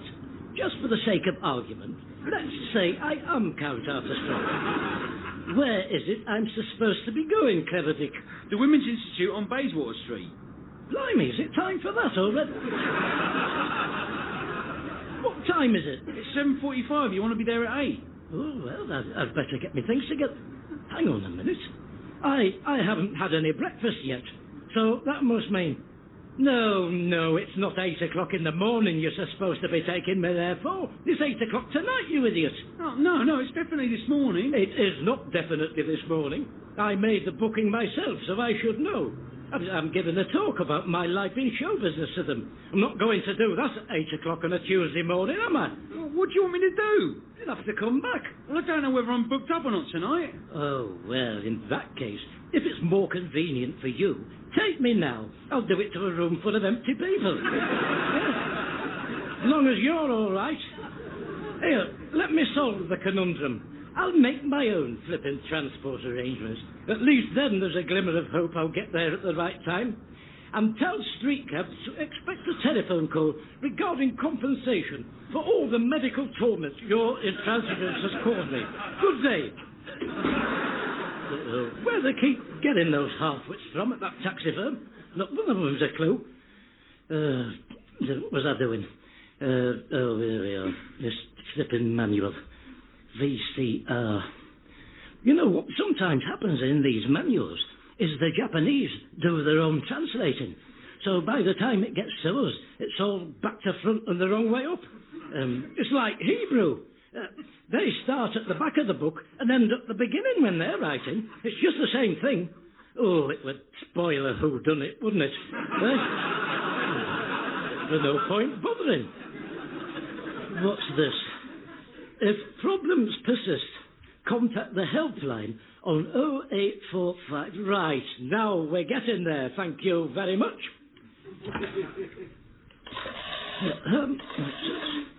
Yes, 1, 6, 8. Yep. Oh, it's ringing. Welcome to the Sanko Electronics helpline. Thank you very much. If you have a billing inquiry, press 1. No, it's not a billing inquiry. What I want. If you'd like to be added to our mailing list for any news of Sanko Electronics products, press 2. No, I don't, thank you, at this point. What I want to know. If you'd like to speak to one of our technicians, please stay on the line, and we'll try and deal with you as soon as possible. Oh, for crying out loud, can't you help me? I said, can't you help me? Hello? What are you doing? Hello? She's put the record on. What's she done that for? Hello? That's a queer state of affairs that she would do that. Good morning. Thank you for calling the Sanko helpline. My name's Mark. How can I help you? Well, I was talking to someone. I don't know what's happened to her. She put a record on and went. No time for customers. Plenty of time to put a record on. That was probably the music that we play while you wait for a technical assistant to become available. Well, she could have said, instead of just leaving me dangling.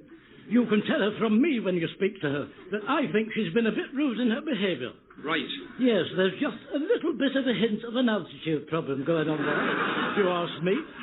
She wants to nip herself in the bud. I'm not saying she's doing it deliberately, but she does have an unfortunate manner for someone that answers the telephone. Well, I'll see what I can do. Is this Dominic? What? It's Dominic, isn't it? What are you talking about? Very funny, Dom. Nice voice.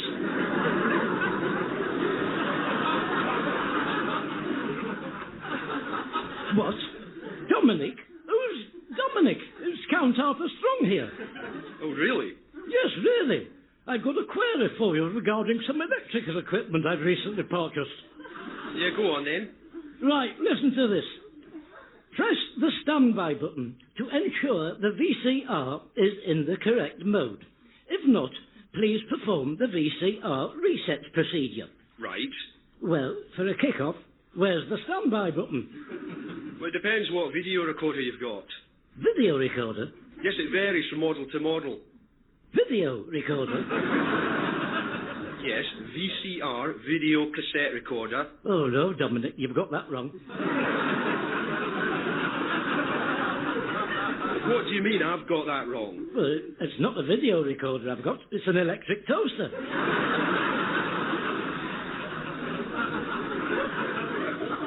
Look, who is this? Does 4 slices if I can get the sodding thing going.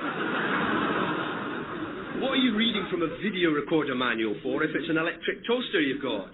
The one that came with it. Well, in that case, could I suggest you take it back to the shop you bought it from?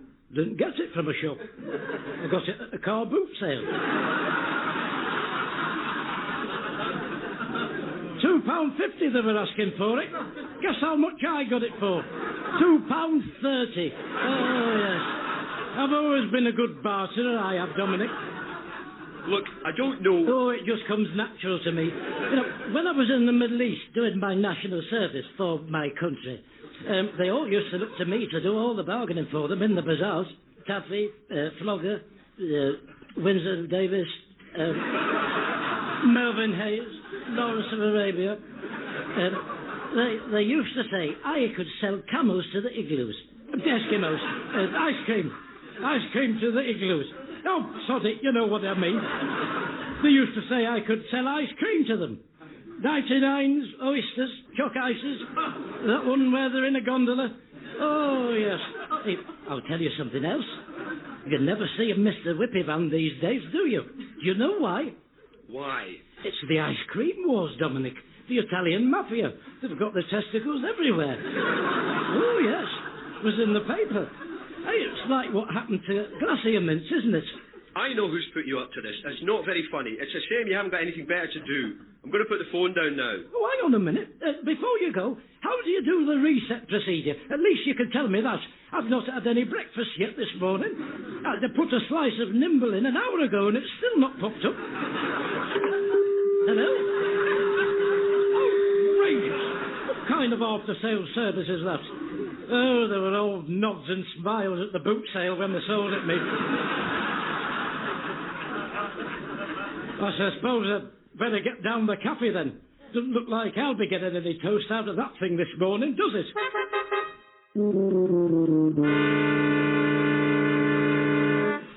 Oh, yes, that's what I'm saying, Jerry. That's my whole point. It's funny old world, isn't it?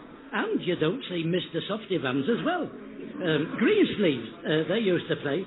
Henry VIII wrote that, you know, Jerry. Oh, yes, Henry VIII. Oh, blimey, he was a character.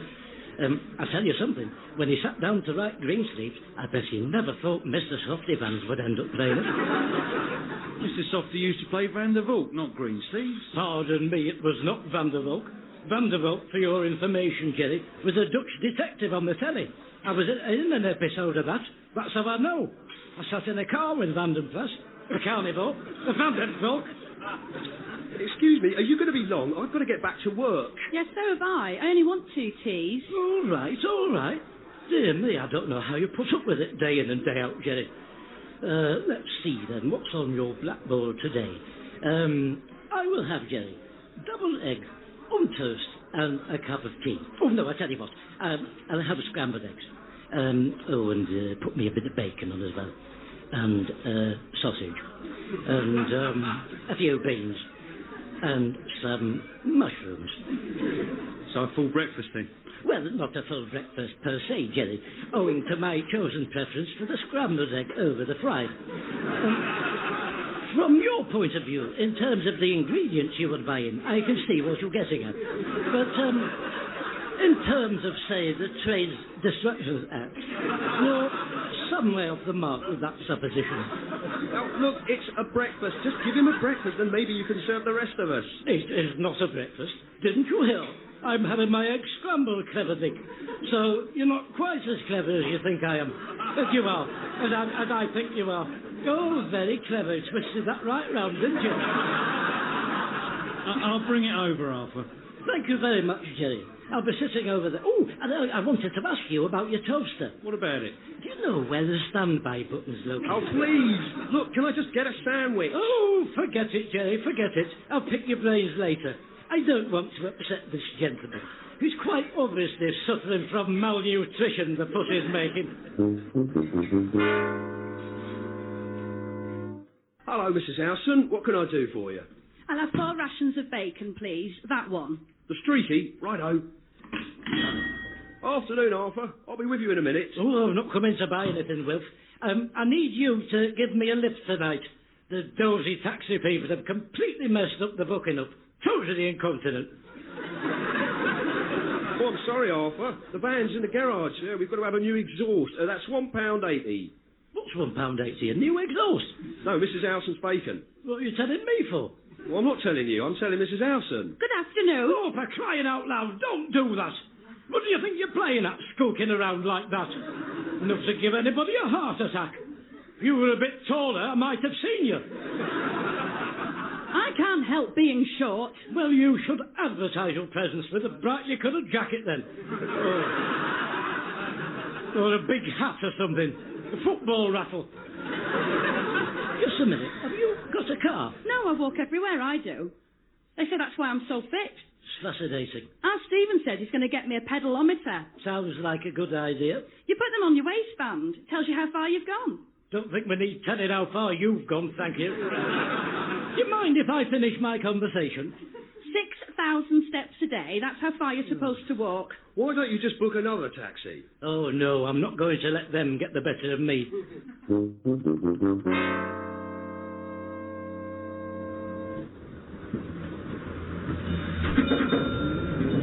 First, please.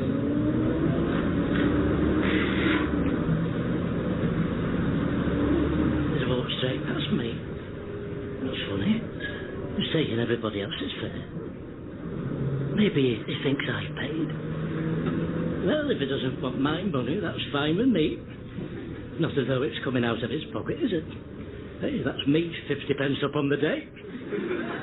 I'll just read the paper. Look innocent. Is he looking at me? Did he try and catch my eye then?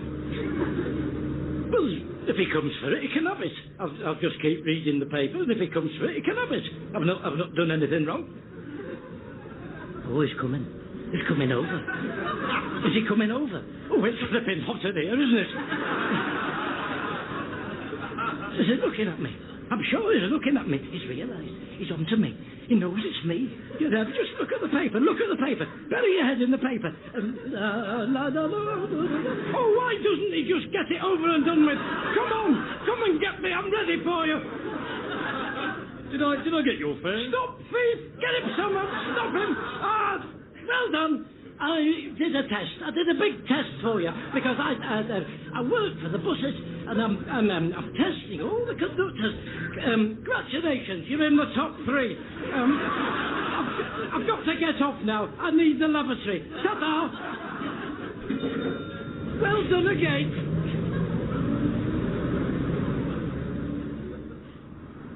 Oh, for crying out loud! Where the bloody sixpence am I? And that's language. Oh, I do need the flipping lavatory as well, just to put the final lice in on the bloody Battenberg. Oh, you!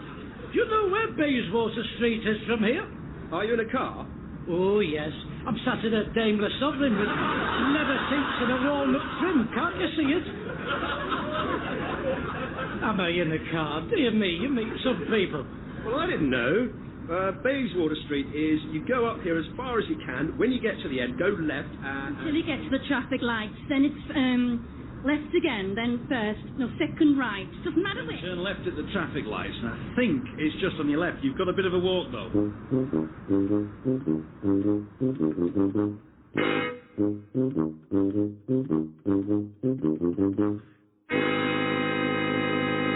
We were beginning to think you'd got lost. You were trying to be funny. Oh, no. I'm Mrs. Edwards. I'm very pleased to meet you.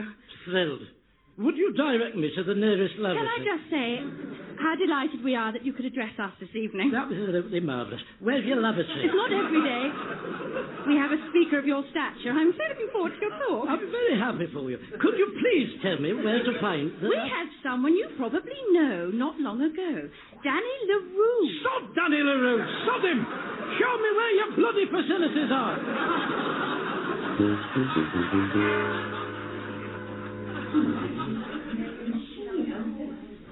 How would you like to be introduced? There, I've written it down on some paper when I was on the lavatory. Oh, thank you. Good evening, everybody. Our speaker for today surely needs no introduction. Throughout his illustrious career at the very top of the showbiz ladder, he's become as familiar to us as a much-loved, treasured extra member of the family. I'm more delighted than I've ever been in my whole life to introduce to you Arthur Strong.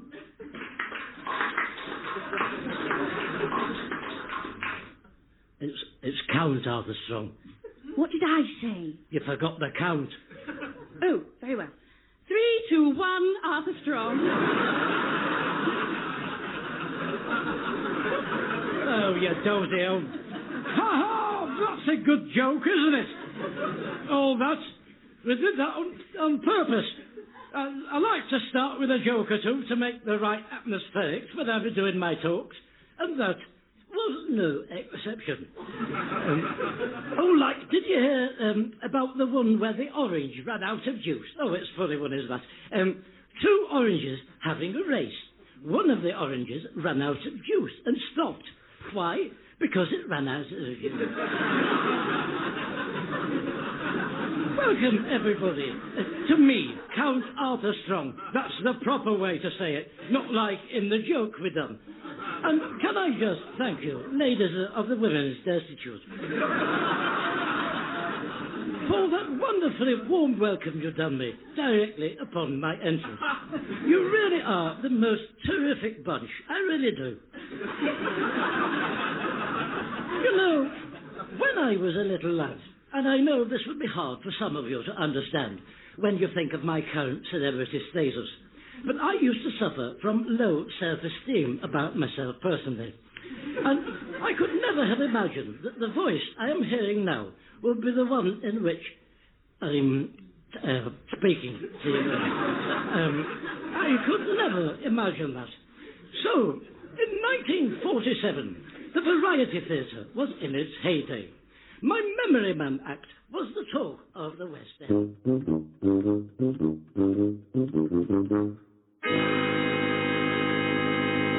up until then, no one had ever done that before. Not with 7 balls, anyway. Now, you'll all remember my films I've done. Like Bridge Up the River Kwai, of course. The Bride of Frankincense. Frankenstein. And, of course, the award-winning film, The Man Who Had Some Shoes.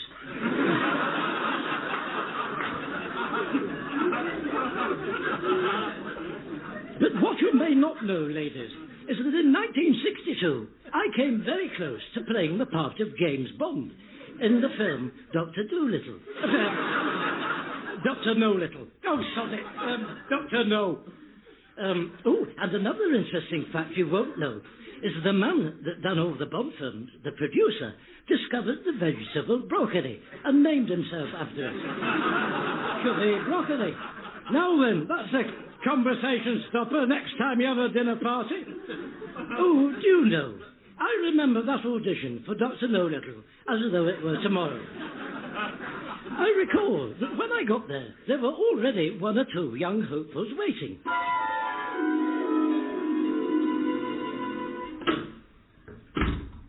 Morning. Cold out, isn't it? Flippin' freezing. Say, it's cold out, isn't it, this morning? Yes, it is. Have you come far? Edinburgh. Blimey. I hope you got them to agree to pay your travel before you set off, because they'll try and get away with it. Count Arthur Strong, by the way. Though you don't need me to tell you that, do you? You recognised me straight off, didn't you? I could tell that when I walked through the door. Pleased to meet you. Connery. Sean Connery. Delightful. What part are you up for then, Scene? Bond. James Bond. Oh, there must be some mistake there. That's the part I'm doing. It's all been finalised as that. I think they must have got you here for one of the small other parts, you know, a henchman or a chauffeur or something. There's been a breakdown in communications there, if you ask me. No, it's probably not worth you waiting. I tell you what, Scene. I'll put in a word for you when I go in. See if we can sort out a line or 2. Who's next, please? Oh, you wouldn't mind if I jumped in front of you, would you? Only I'm up for an episode of Bootsy and Snudge this afternoon. And time is of the essence. Thank you so much. Come on, you, lead the way. Count Arthur Strong. Thank you for coming. Can you stand on that mark and speak the line directly into camera? My name's Bond, James Bond. Lovely to meet you, James. What mark was that? Half a step to your left. I'm not James Bond. Why did you say you were then? I didn't. Yes, you did. You just said you were James Bond. No, that's the line you've got to say. My name's Terry. What line's that then? Look, can you just stand on the mark and speak directly into the camera? The line we want you to say is this line: my name's Bond, James Bond. Well, why didn't you say that at the first place? In your own time. No, what was the line, please? Terry, my name is Terry. Terry, my name is Terry. How was that? No.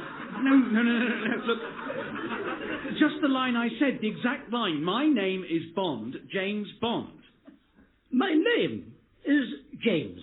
James Bond.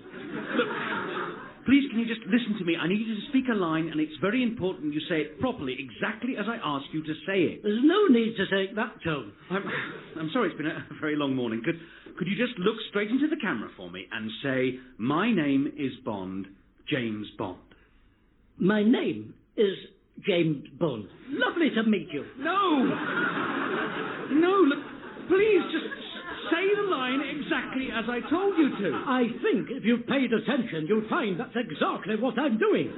Now, what is the line you want me to say? My name is Bond, James Bond. There you are. That wasn't so difficult, was it?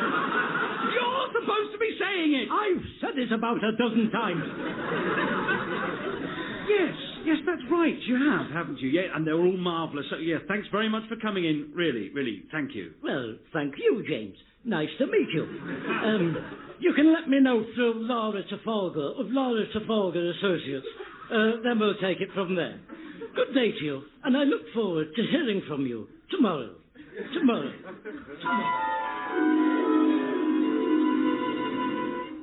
Unfortunately for the broccoli people, I got the job in Bootsy and Snudge, so I had to turn Dr. Nobody down. And the rest, as they say, is geography, geometry, histrionics. So there you have it. Colourful recollections from my life in the biz we call showbiz so far. Thank you for listening to what I spoke. Are there any questions? Anything at all? Anything you want to know about? Yes, you, with your hand up. When are you going to give the orange juice out? What orange juice? You said you had some orange juice. I never did. Oh, that was a joke, you dozy so-and-so. I haven't got any orange juice. I only stopped at the end because I was thirsty. Oh, well, terribly sorry to have inconvenienced you. I didn't have any toast this morning, but you don't hear me banging on about it night and day, do you? Right, that's it, I've had enough. And on that note, I bring this fascinating question and answer session to a close. Good evening. Now, who do I say about my 50 quid plus travel?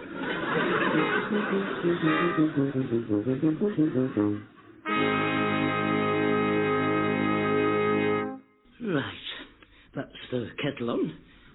That's my toast. In. Let's have another look at this. Fast forwarding. Oh, you can fast forward toast. What was it? Now that's progress going forward before you for a change. So, put a slice of nimble in and press to close drawer. Oh, what's that? What's happening there? Stop it.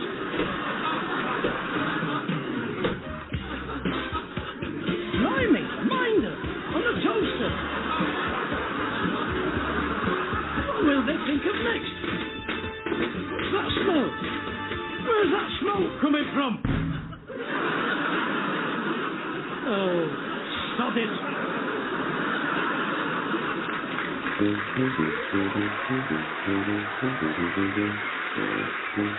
Appearing with Count Arthur Strong were Joanna Neary, Alistair Kerr and Dave Mountfield. The script was written by Steve Delaney and edited by Graham Duff. Count Arthur Strong's radio show was recorded live at Comedia Brighton, is produced by John Leonard and Mark Radcliffe, and is a joint Comedia Entertainment and Smooth Operation production. And now on Radio 4, once again it's time for yet another re-return of the legendary Count Arthur Strong. Throughout his long and distinguished show business career, spanning decades and decades and decades, Count Arthur has entertained people as varied as a visiting dignitary. A star of light entertainment, he's often delighted people like you in the privacy of your own bungalow houses. Join him now for this week's Count Arthur Strong's radio show.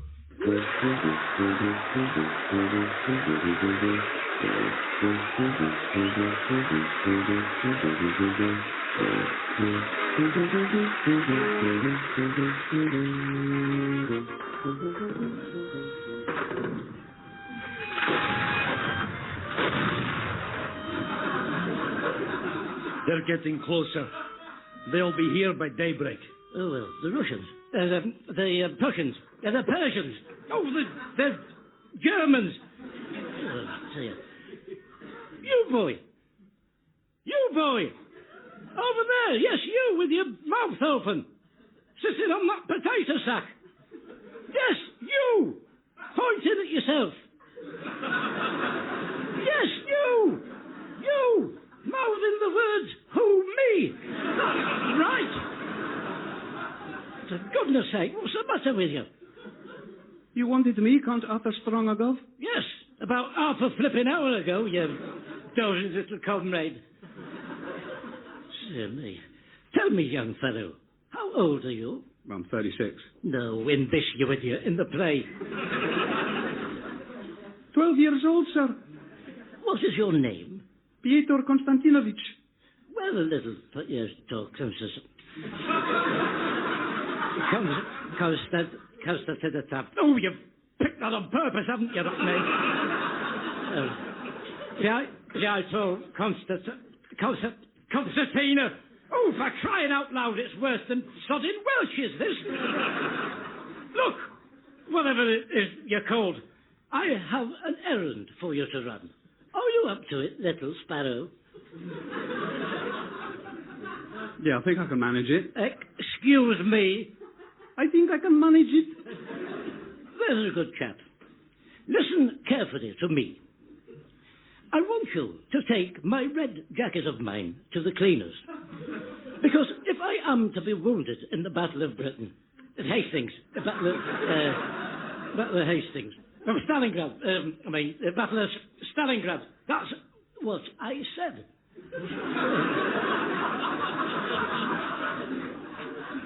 Then the men won't see the blood soaking through my bullet hole, and no one will know I've been shot by a bullet through the said bullet hole. Can you do that for me, little sparrow? I'll do my best. Shall I take your brown trousers, too?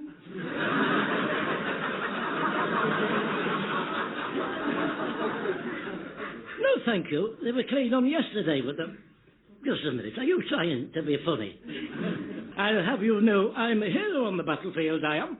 I've never once had to manually change the shade of my trousers to do what you're insinuating in them. We can get someone else to do your part, you know. Melvin Hayes, Windsor Davis, Clive Dunn. So, think on. You're skating on very thin ice this week, you are, Alistair. Get a pie eater. What shall become of us? They're chopping down the cherry orchard. Oh, it's the Russians. The Prussians. Oh, the Persians. Oh, there's the flipping Germans, isn't it? For goodness sake. I shall go back to France to live. We had gay times there. Just a minute, love. This is a siege. There is a siege etiquette to be observed. You can't just come and go as you please. What do you think you're doing? The cherry orchard. This isn't the cherry orchard. It's the siege of Nottingham. Sheriff of Nottingham. Oh, the cherry of Stalinford. What is it? They're doing the cherry orchard down the corridor, Studio 6. I tried to get into that. How very interesting. Jeppy Hodoff has broken a billiard cue, 2 and 20 misfortunes. Who the bloody hell are you? Yasha, the butler. What butler? It's down the corridor, mate, Studio 6. Oh, right, sorry, I followed her in here. Presumed she knew where she was going. I was up for your part. Look, just a minute. I tell you what, mate, you're well out of it. It's dreadful. Very interesting. But we're trying to get on with the siege of Nottingham when you're finished. Dear me, I've never had this trouble when I did Juliet Bravo. Look, Mother's walking in the orchard in a white dress. Will you shut up about that bloody orchard? You're not supposed to be in here. It's not in here what you're doing. What you're doing is not in here. You're not in here. You're not in here. Not in here. Not in here. Not in here. What? Where am I? Fire! Fire! Come over here. Not your block up. Blimey, what a flipping dream. I was in Nottingham, having a sherry, and all these Russians wouldn't shut up. It was more like a nightmare, wasn't it? For goodness sake. Oh, I must have fallen asleep reading that Kathleen Cookson. The thin white dress. Oh, still got a bit of biscuit in my mouth. Jaffa cake with a hint of Mussolini. Garibaldi. Unless I'm very much mistaken. I'll tell you what, I'm going to try the chaise lounge in a different position. It's probably what they're called bad flown shoes. I keep having nightmares on it. Oh, I had one before. That I was standing in the wings in my underpants with an empty decanter in my hand, and I didn't know what the play was, what day it was, or anything. Good grief, that was... Oh, no, that wasn't a dream, that. That was when I did King Lear. Oh, right shambles that was. I'll tell you, if it wasn't for me doing my bottom of mine I gave, it wouldn't have lasted the 2 nights it did. All the cricket said that. What time is it? 11:30. Well, it's light, so that should suggest it must be morning. Oh, blimey. I've got that audition this afternoon, haven't I?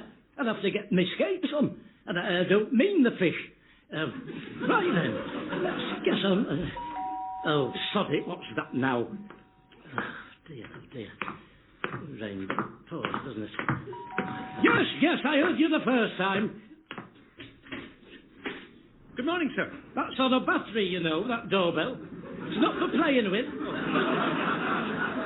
I'm sorry, sir. Good morning.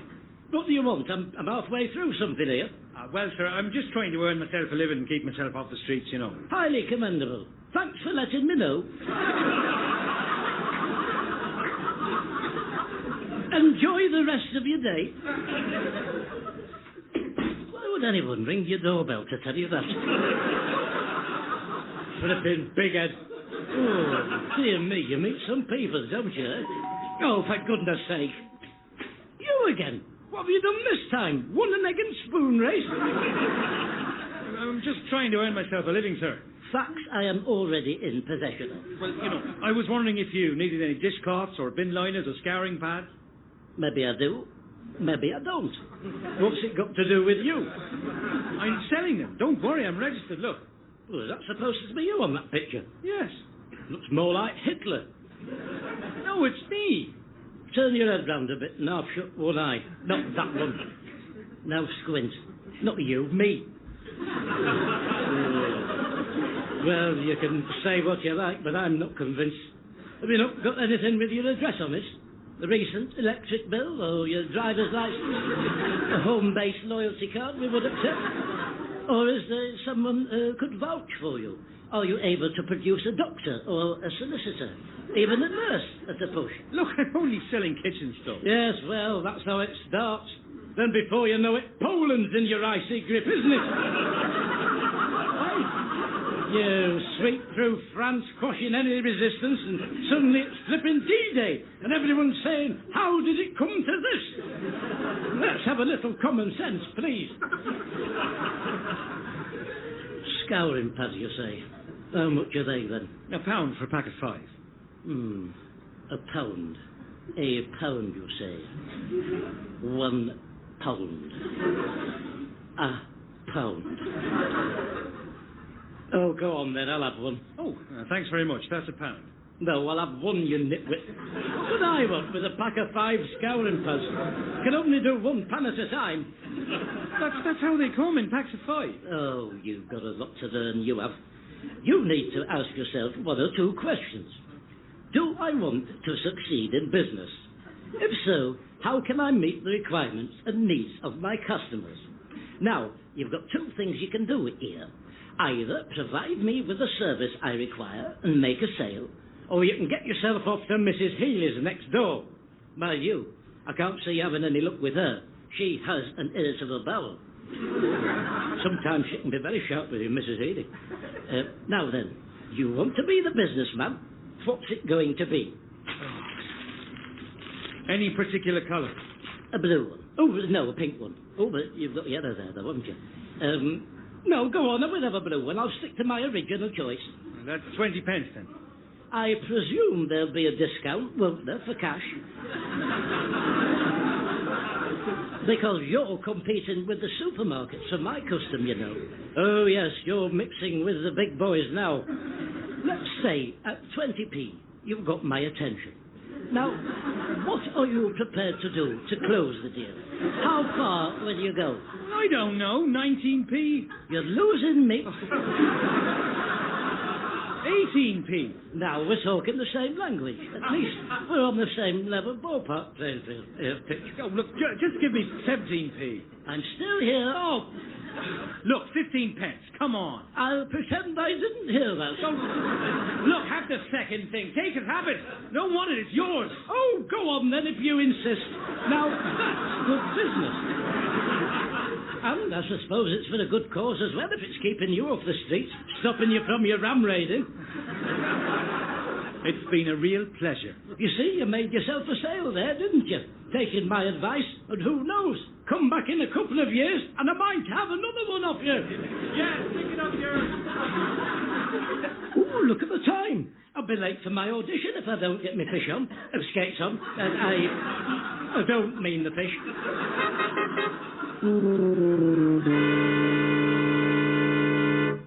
Ah, this must be it. Obsidian Productions. Yes? Hello, Count Arthur Strong speaking to you. I'm expected. Can you hear me? 4th floor. What? What did you say? Is she coming down or what? Yes? I'm still outside. Are you coming down or what? 4th floor. What? What did you say? What did she say? Oh, the sodding stupid. Yes? Look, what's going on? Every time you talk to me, the flipping buzzer goes. I can't hear what you're saying. Are you coming down? Oof, what? Come up to the 4th floor. I can't get through the sodding door. Look, when you hear the buzzing noise, push the door. That's what I've been doing. Oh, well, it's working now, isn't it? Typical. Dear me, these people. Right. 4th floor, he said, with my knees. If you'd like to take a script and have a seat, I'll let you know when they're ready to see you. Thanks very much. This is the 4th bloody floor. Yes. Only there's no signs out there to tell you that. I've had to estimate it. This is the 3rd floor I've had to ask at.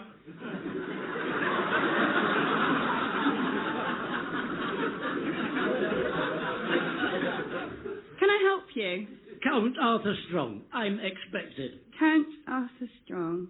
Oh, yes, you're a bit late. It's took me 3/4 of an hour to get through the front door. You want to get that scene too? Would you like to take a seat? Can I give you a script? Oh, there's a script, is there? No, I don't think I will, thank you. If it's all the same to you. I'm more than happy to have a look at one of your magazines here. I'll let them know you're here. Good. Thank you very much. They're your bags, young man. Oh, yeah, sorry, I'll move them. You see a lot of that on trains. Is that what you do? You get yourself a nice window seat by the window, then you put all your belongings on the other seat so no one can sit next to you, even if the train's full and everyone's all standing. Is that what you do? No, I don't. Oh, I do. You want to... You get 2 seats to yourself, with a nice table for all your bits and bats. If anyone asks me, I tell them, she's on the lavatory, if it's any of your business, thank you. They don't bother you after that. Or if they do, I say, it must be diarrhea. Yes, she was looking a bit pale at Chester. I hope it's not catching, because her hands have been all over that table. That does 'em. I might give it a try. What's that you're reading? Well, I'm just trying to have a quick look at the script before I have to go in. Oh, there's a script, is there? Jonathan, you can go through now. Oh, right, that's me. Well, lovely to have met you. Good luck in there, won't you? Hope you get your leg broke. Always wasting his time, that one is. Dear me, not a flipping ounce of charisma. Oh, it makes me laugh how anybody thinks they can do it these days. Oh, dear me. Let's have a look at one of these magazines then. Catkins Diet. Oh, I couldn't eat catkins and stick in your throat, couldn't I? Why I want even bigger boobs. Jordan reveals all.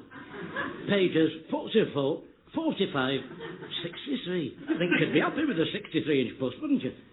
Let's have a look. Oh, blood and sands! Oh, dear me, there's no call for that.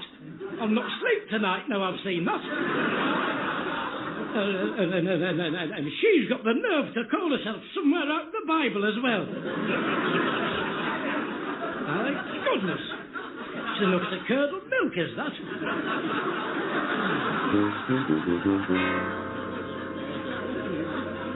Look, how much longer is this going to take? Some people might have to get to the butcher's before it shuts. You know, it would be nice if just once someone would put themselves in someone else's shoes for a change.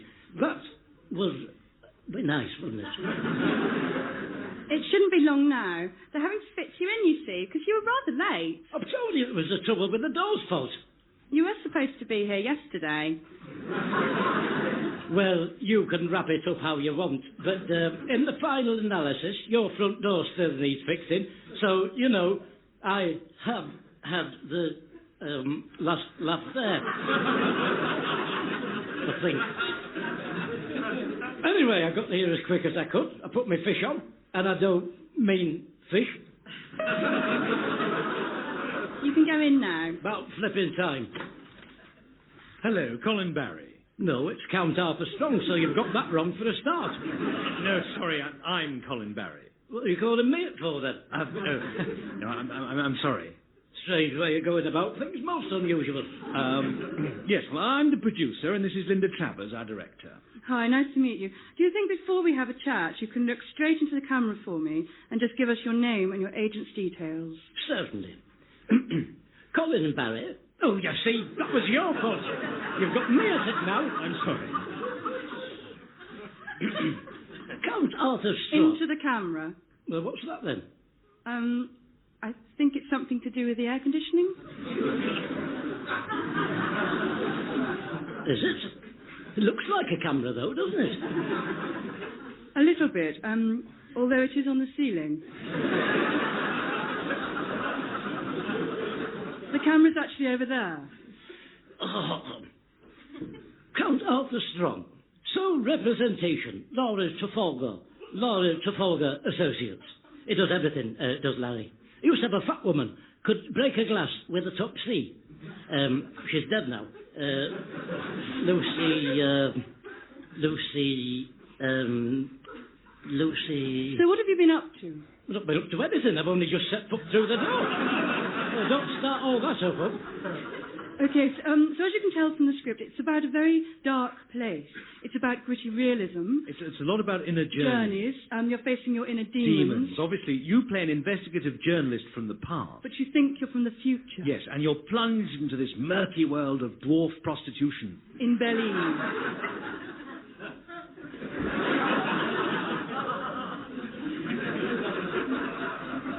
Lucy.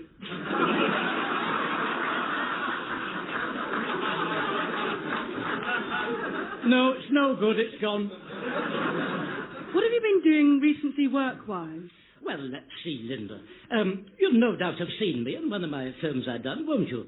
Bridge Up the River Kwai, of course. That won Oscars. Dr. No Little.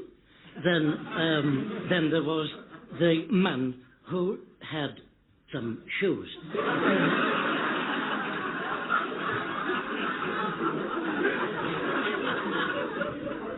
And most recently, Linda, I had done an episode of Juliet Bravo.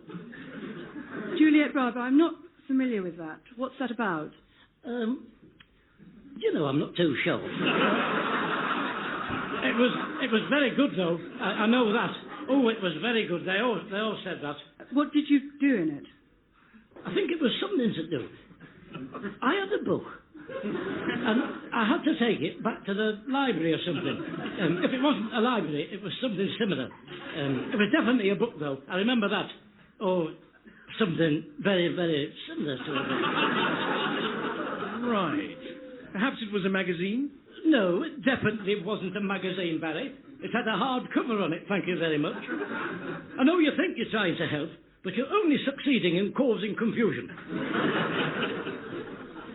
Did you get a chance to have a look at the script? Oh, there's a script, is there? Did no one tell you? Well, between me and you, Linda, what's probably happened is the others you've seen before me have probably hid it. Why? I don't know, Linda. You tell me. It's unfathomable, isn't it, eh? Why some people would behave like that. It's completely unacceptable behaviour. Honestly, I'm speechless. Speechless. Still, we mustn't be too hard on them. They could still do one of the smaller other parts, perhaps, couldn't they? Let's not be too harsh, Linda. There, but for the grace of God, go I. Amen. Right. Well, do you have a prepared speech you can do or anything?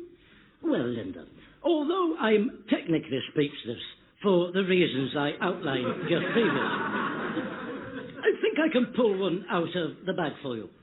How about, Linda, a little something by Sir Winston Churchill? Oh, no, Winston Churchill, I'm always doing that. Something by Sir William Shakespeare, the Bard on Avon, our greatest living writer, dead writer, our greatest living dead writer, Sir Winston Shakespeare, the Bird of Avon, Bard on Avon. I might be a little bit drained when I finish it, so thanks in advance to both of you. It's much appreciated. Oh, for the muse of... Oh, sorry, can I start again? Can you keep your hands still, please, Barry? Very distracting, is that? What are you doing? Well, I was just writing something down. Well, perhaps you'd like to share it with the rest of us. Bring it here. Come on. Thank you. Right, we'll soon get to the bottom of this. This is unbelievable. Is that what you were writing? Yes. Well, thank you, Barry. I think I may have misjudged you. I'm very touched you should think that. You can sit back down now. I'm sorry about the interruption, Linda, but I think I've got a little bit of a fan there. As long as you don't start stalking me, Barry. You've got to laugh, haven't you? Right. Where was I? Oh, for the muse of fire. Get thee to a nunnery of Ophelia. Go on, get thee. Take the rest of them with you. But the place look a right mess. There's a rotten smell in the middle of Denmark. Oh, saying of Cawdor. Ilmet by Terry's Moonlight, Noble Titanic. Oh, Terry's Moonlight. I could just do with a bit of chocolate. Oh, gives you a bit of a lift, doesn't it, Linda, a bit of chocolate? Signor Antonio, I have of late, but what for, I know not why. I'll tell you what, you don't see all gold anymore, do you? That's another Terry's. Oh. If this book should chance to roam, Mr. Christian. Mr. Christian. Thank you. I can do more if you want. No. I think we've seen all we need to see. I've always had a gift for language. Always have. Right, well, thank you so much for coming in. We've got your agent's details. Lucy Parkinson! Hey, I told you I'd remember it. Lucy Parkinson. Told you. She could break a glass with a top C, pipe, pot, anything. She's dead now. Sank without a trace. That's great. Lovely to meet you. Delightful. Absolutely delightful, Linda. I've had a lovely time. And I'll still be able to catch the butlers. So it's all worked out in the end, hasn't it? Cheerio to you. Goodbye, Barry. You'll let me have a schedule nearer the time, won't you? Ta-ta, you two.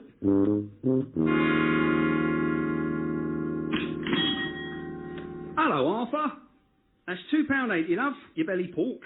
£2.80. £3, 4, and 1 is 5. Thanks, love. Thanks very much, then. Right, then. You're looking very smart, Arthur. You going somewhere? No, I'm on my way back. Well, I've just been for one of my auditions of mine, I do. Oh, are we going to be seeing you on the telly, then? What was it to be in? I'm not 100% sure. There were dwarfs in it, I remember that. Then some woman smashed a pint pot and died. You see, there was some trouble about the scripts. People hiding them, I think they said. So it couldn't really be clarified what it was they were doing. It's all a bit cloak and dagger, is television. Me and Maureen liked it when you were in the police one years ago. Juliet Bravo. Oh, that came up today. What was I in that? The doctor at the hospital. Did I take some library books back in it at all? No, you were in intensive care. That fat bloke that's in EastEnders now, he got beaten up in the cells. You were fighting to save his life. Did I? Did I save his life? No, he died. Do you know, Wilf, I hate to lose one.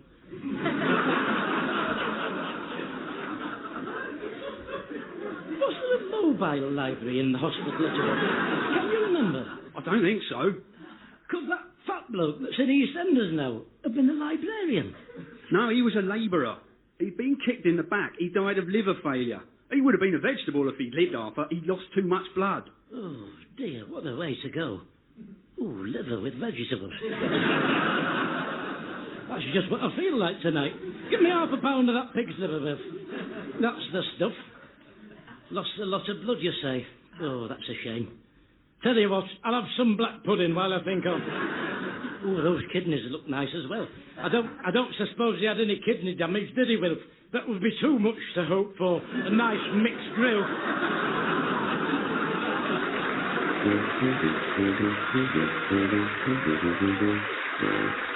Appearing with Count Arthur Strong were Joanna Neary, Alistair Kerr and Dave Mountfield. The script was written by Steve Delaney and edited by Graham Duff. Count Arthur Strong's radio show was recorded live at Comedia Brighton, is produced by John Leonard and Mark Radcliffe, and is a joint Comedia Entertainment and Smooth Operations production. And now on Radio 4, just what we've all been waiting for. Yes, it's time for yet another return of the legendary Count Arthur Strong. Throughout his long and distinguished show business career, spanning a very, very long time indeed, Count Arthur has always done his best. A star of light entertainment, he's often delighted people like you on radio and flickering box. A constant friend in a changing world in the corner of your living room. Join him now for this week's Count Arthur Strong's radio show.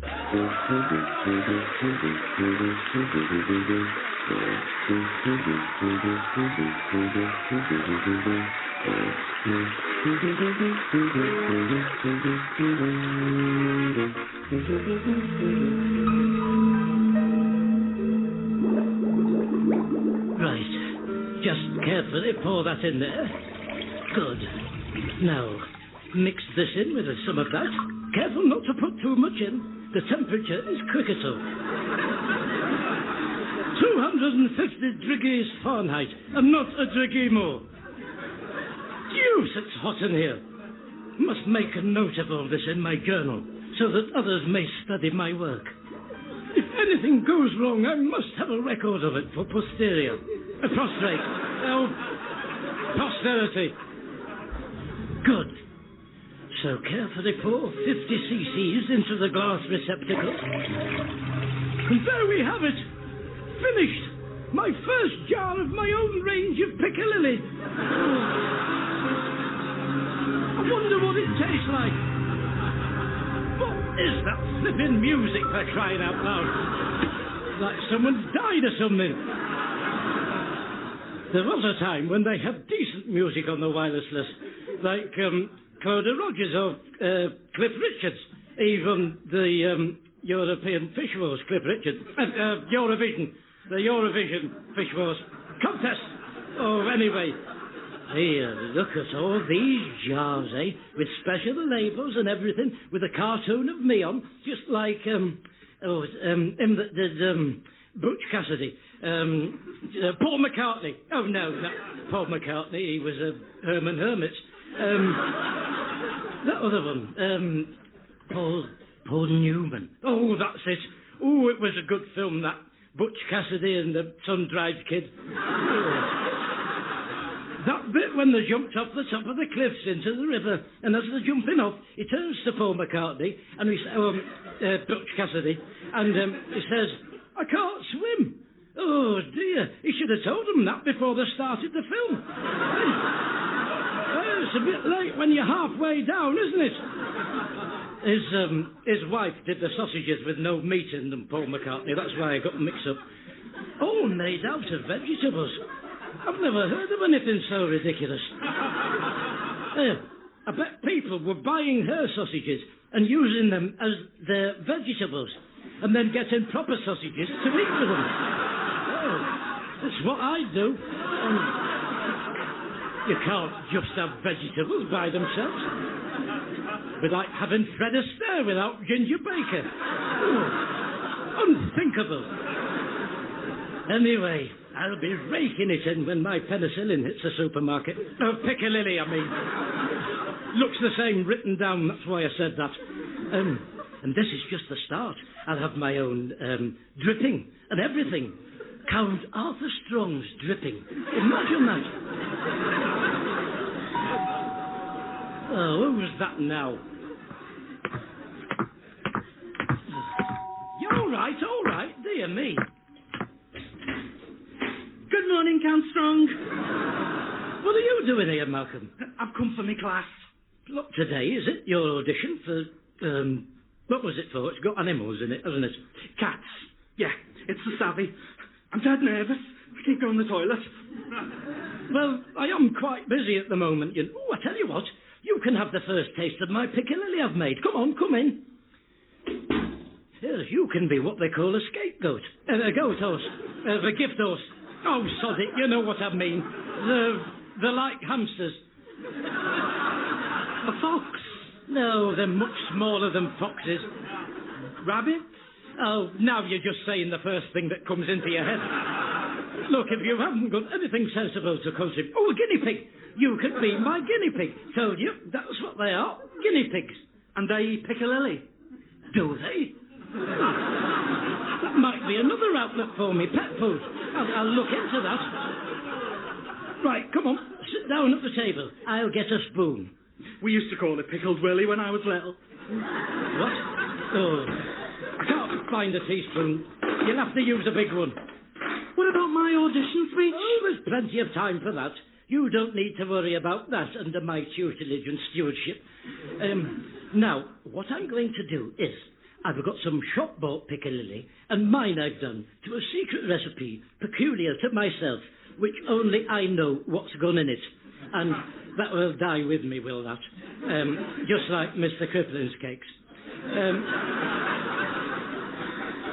Now, Malcolm, for this part of the test, I'm going to blindfold you with this tea towel to deprive you of your senses. And you've got to tell me which is the best one.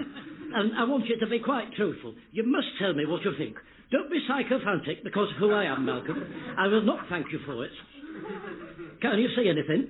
No. Right. Taste this one. Don't say anything yet. Have you swallowed it all? Yes. Now try mine. Oh, this one.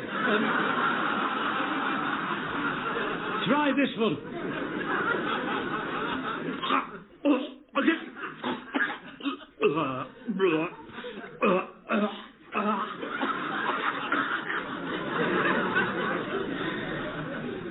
Which do you think was the best then?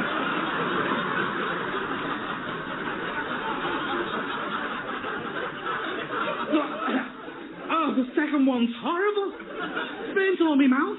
Oh, I should have known better than to ask you. It's a bit on the spicy side, that's all. Which one's yours? I'm not at liberty to disclose that. Because of the nature of the way we do these surveys, I have to remain anonymous in the pursuit of foul play. Fair play. Well, I hope it's not the second one. You've said enough now, Malcolm, thank you. Don't push it. I trust you're not going to be so opinionated at your cat audition, because they won't like that, you know, the cat people. Can we start now? Have you brought a speech? Yes, I've been working on it like mad. Good. Now, just take a moment to centre yourself. Breathe deeply, right up from your diaspora. Because if you don't breathe from your diaspora, you'll be talking out of the back of your throat. And you will sound like Mickey Mouse. And that will register with them at your audition, because they're looking for cats, not mice. They will be on the lookout for that kind of thing. So that's something just to have in the back of your drawer. Never mind. Back of your mind. Oh, anyway, come on, time marching on. I've got to get down to Jerry's Caff for the lunchtime rush. We're doing a trial of my Piccalilli. Oh, in fact, you could carry my box of jars for me. Here. Have you seen my labels that I've done? Look at that. Who's that on them? Looks like one of the Seven Dwarfs. Grumpy or Dopey? It's me, you idiot. My butcher's eldest did it, David. It's a caricature, like what the famous Hollywood actor. You know, Butch Cassidy. Like what he had done on his labels. I've never heard of him. Well, you ought to brush up on it. They might be asking you a question or two about Butch Cassidy and his chicken sauces this afternoon at your audition. They'll be trying to trip you up. Don't you worry about that. It's cats I'm going up for, not 15 to 1. It's all show business related. I don't know anything about cooking. I'm not saying they will, Malcolm, but it's a possibility. In this game, you should always accept the uninspected. I'll write that down. What's his name? Butch Cassidy. And the Sam Dance kid, put that as well, just to be on the safe side. They probably won't mention the Sam Dance kid, because to my knowledge, he didn't do any of the cooking in the film. He had a girlfriend.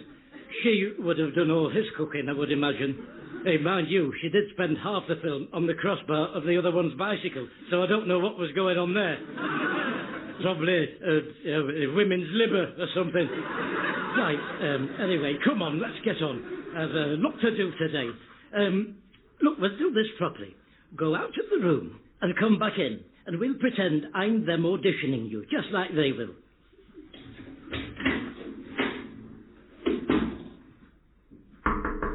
Come. Come.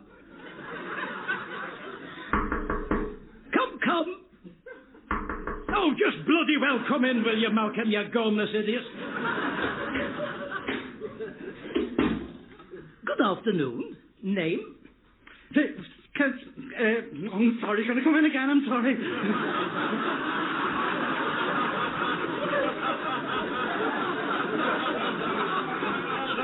Well, that's a good start, isn't it, for the dress rehearsal?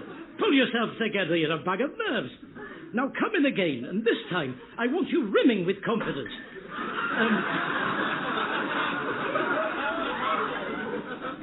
A little trick is, if it helps, is to imagine me with no clothes on.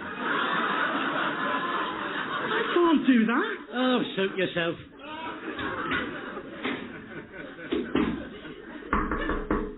Come. Oh, just get in here, will you? Good afternoon. Lovely day, isn't it? Malcolm. Oh, no, wait until I ask you what your name is. You didn't do that last time. Oh, just shut up. Name? Malcolm. Malcolm de Tinsel. Malcolm de Tinsel? That's not your name. It's my new stage name. I just thought it sounded that good. Oh, dear me. You want to call yourself something like Rock Hudson did. What are you wearing, by the way? You're not going like that, are you? No, I've got some leg warmers my grandma knitted me in my shoulder bag. Yellow and black, horizontal stripes, and a beret. Yeah, why don't you go the whole hog? Stick two of my pipe cleaners in your hat and you can go as a bumblebee. So, do you not think it's appropriate? Oh, I'm past caring, to tell you the truth. Now, before I ask you to do your speech, tell me, do you have a cat of your own? No. Well, yes. Well, we had one, but it ran off and didn't come back, and we realised that another family was feeding it, so my Uncle Michael said that they could keep the effing thing. If you'll pardon my French. Oh, for crying out loud. Look, if they ask you a question about cats, just say you've got one and it's called Fluffy. There's no need to drag your stupid Uncle Michael into it. What are you going to give us today for us? Well, it's a speech from a new play by an author and writer, Colin Home, called Anger. And it's about people who are marginalised and trivialised in life. I will be playing the part of Brian, who's come to see his mother at the old people's home, where she now resides, in the latter stages of senility. Sounds like a bundle of laughs. Just before you start, what do you think about the range of spaghetti sauces Butch Cassidy does? I like them. Very good answer. Now you're using your head. Well done, Malcolm. Pray continue. There's a line in the middle of it for you to do. Oh, there's a line for me, is there? Who am I playing? It's there. It's the mother. I'm not playing the mother. Anger by Colin Home. Do you know, mother, when I was a baby, you never showed me any affection. I felt marginalized and trivialized. And it's only because I've been having more appointments with the psychiatrist. I know now what I just said to be true to you.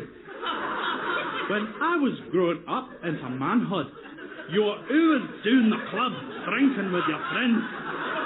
And what is ironical to me now is now I find you in the final stages of senility. It's you now. Well, I'm not happy being a woman. I want that to go on record, Malcolm. I got this dress on VE Day. Have I had my dinner? Did I like it? Everything's dark. Malcolm, is that you? Malcolm? Just a minute. You said you were playing Brian. This is one of your stupid plays, isn't it? It's not stupid. It's poignant and distressing. Well, if you're going to do one of your silly pieces of nonsense, you're asking for it. You should be doing one of the classics. Romeo and Juliet Bravo or something. Oh, look at the time, thanks to you. Give me a hand to put these jars in the box. I'll miss the lunchtime rush if we don't get going. I've got to go to the lavatory first. My stomach's churning. All I can taste is onions. Hurry up. And don't forget to wash your hands when you've done in there. It's a premium product you'll be handling.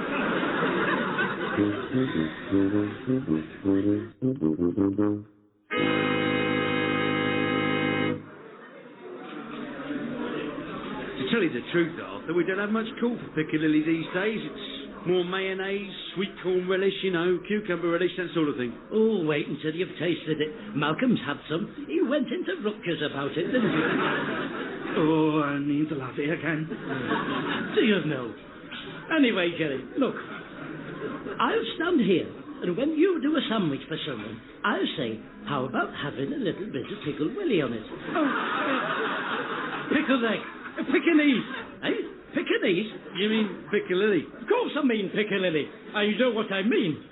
A Pekingese, Jerry, is a little Chinese dog with a concertina for a head. Anyone knows that. You want to get out there and see the world. You've been too long behind this counter. Yeah, I think you might be right.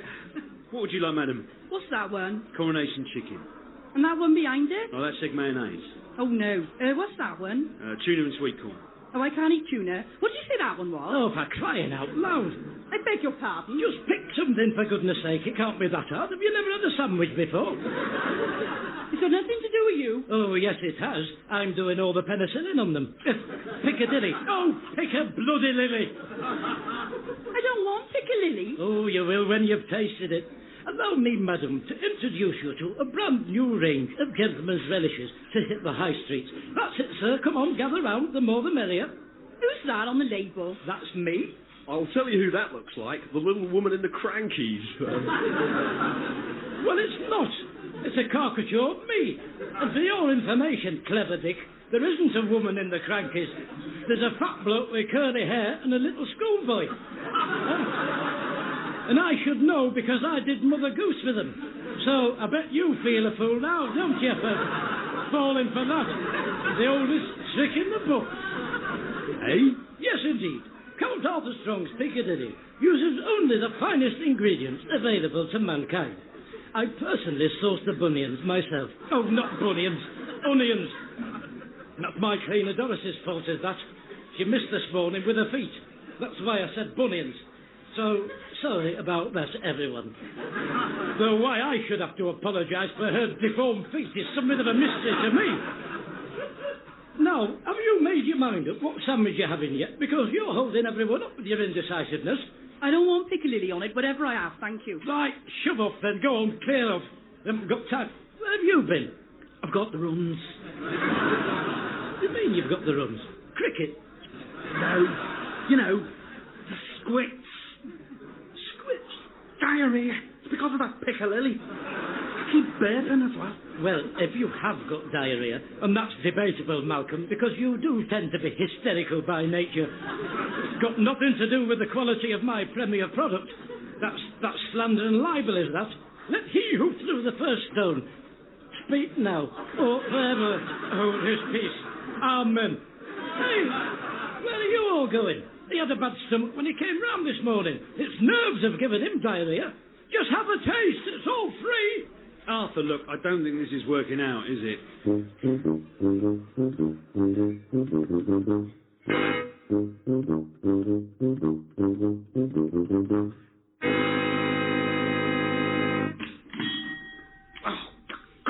Oh, come on, stop making such a meal of it. Look, I should be preparing myself for my audition, not carrying boxes of pickles around. Oh, stop it, will you? I'm taking your mind off it. I dare say you'll thank me for my efforts when you're topping the bill on Sunday night at the London Palladium, won't you? Hello, Arthur. What have you got there? Do you mean in the box or holding it? I told him not to put those leg warmers on. In the box. I know, Malcolm. Good afternoon, Mr. Taylor. Can I please use your lavatory, please? Well, it's not really for the customers. It is a matter of some extreme urgency. Well, you better go ahead then. It's back there. First door you come to past the cold store. Thank you. Is he all right? I'm beginning to wonder. Now then, Will, let's get down to brass talks.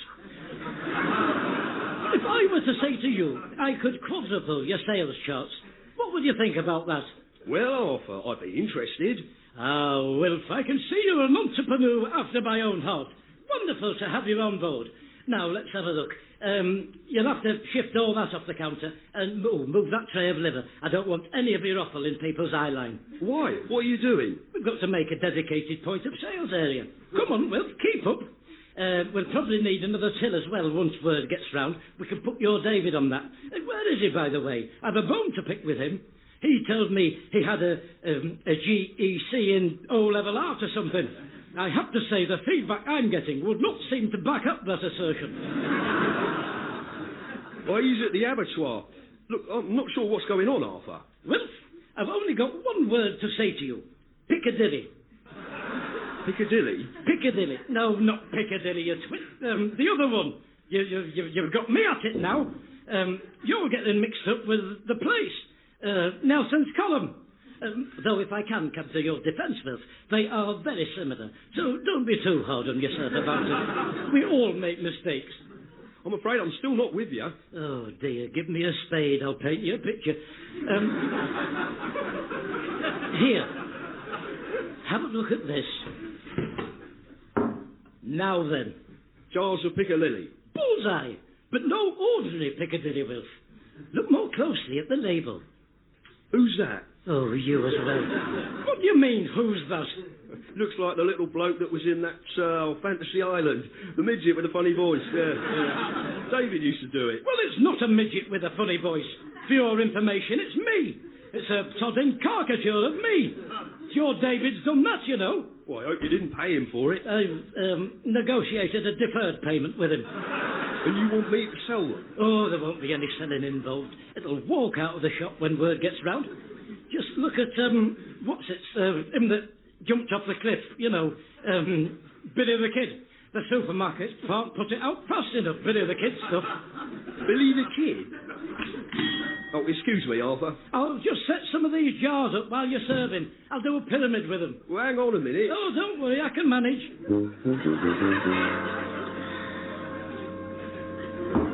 I'm in the money. Oh, look at the state of you. I don't think I'm going to be able to go for my audition for Cats the State that Piccadilly's left my stomach in. You said you couldn't keep out of the lavatory when you turned up for your lesson this morning. Yeah, but that was only me nerves. I didn't have the runs then. What have you put in it? Ah, well, that'll be my secret ingredient that has to go to the grave with me. Unless I pass it on to somebody on my dying deathbed, which I might do. Don't press me on it, Malcolm. There's a lot of people in the queue ahead of you. Well, it was my big break, and now it's gone. Ruined. I might as well just pack it all in now. Oh, for crying out loud. Get the violin out. Let's all have a sing-song. Yes, but Cameron McIntosh is going to do the auditions. Oh, you don't half like to make a crisis out of a mountain, don't you? Who did you say was coming? Carmen Miranda? Cameron McIntosh. He's a big West End producer. Oh, I was going to say, she's been dead for years, Carmen Miranda has. She had the hat with all the fruit on it. Oh, there was plums, bananas, all sorts. Apples, There was a pineapple, satsumas, a couple of grapefruits, and I've a feeling there was a pomegranate in there somewhere. Must have weighed a ton. She probably died of a broken neck with all that fruit on her head. Wouldn't have been starvation, would it? You could live for a fortnight off a hat like that. So this, what's his name? Cameraman, you know, the raincoat you said. He's a big producer, is he? Oh, he's done everything. Les Miserables, Annie, Chess. Well, look, I tell you what, not that I'm accepting responsibility in any way, shape or form for your diarrhea. That's all your affair, is that. And I neither desire nor seek any part in the whole messy business. Look, I'll go over and see them for you. You know, explain your indisposition and get them to see you another day. I'm not without influence in the business, as you know, Malcolm. Would you? Oh, of course, dear boy, of course I would. And you can do me a favour in return. You can stop here and start selling my peccadillo. Peccadillo. Oh, pickle-willow, whatever it is. And you'd only just be the other side of the fridge from Wilkes Laboratory for when you have your next attack. Which, judging by the way you're hopping around, I would suggest is somewhat imminent. Ah, there you are, told you.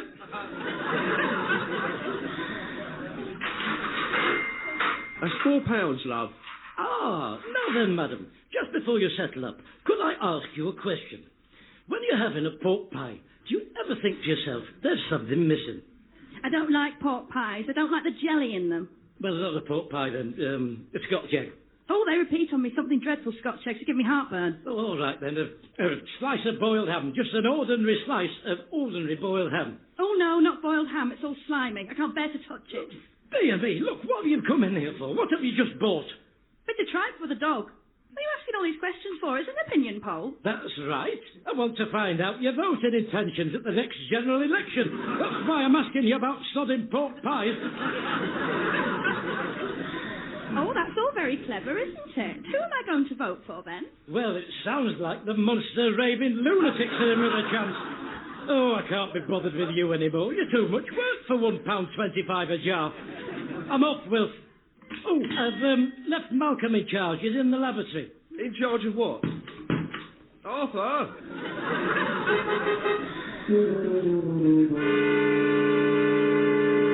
Thank you for coming. Name? Malcolm. Malcolm... what is it? Malcolm Dickinson, that's right. It just slipped my mind for a second. Although I am thinking of changing it to something a bit less vulgar. Right, yes. Nice leg warmers. Are you trying to be funny? No, they suit you, yeah. Well, in your own time, please. Midnight, la la la la la la. I've not really had much of a chance to have a proper look at this. What with a pickled willy? Oh, Piccadilly! Bloody idiot Malcolm and his pickled willy. I mean, not Malcolm. I'm Malcolm. I mean the other one. Anyway, look, if I do get the part, I will learn it properly if you have any reservations. So don't be concerned about that. I'm known for my line learning. La la la la. Ooh, have you switched keys? Oh, dear me. I usually have my own pianist, Carmen. That's what's throwing me. I'll start again. Midnight. Oh, I'll count you in. 1, 2. Midnight. La la la la la la la.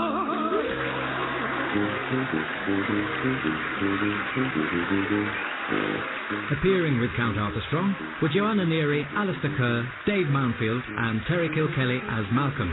The script was written by Steve Delaney and edited by Graham Duff. Count Arthur Strong's radio show was recorded live at Comedia Brighton, is produced by John Leonard and Mark Radcliffe, and is a joint Comedia Entertainment and Smooth Operations production. Ladies and gentlemen, this time of year is often a time when we spare a thought about those less fortunate than ourselves. And with that thought very much in mind, we'd like you to join the show business legend, raconteur, after-dinner speaker, and West Yorkshire Knobbly Knees champion twice on the bounce from those pre-decimal years of 1968 to 1969. Yes, indeed, it's a special Christmas instalment of Count Arthur Strong's radio show.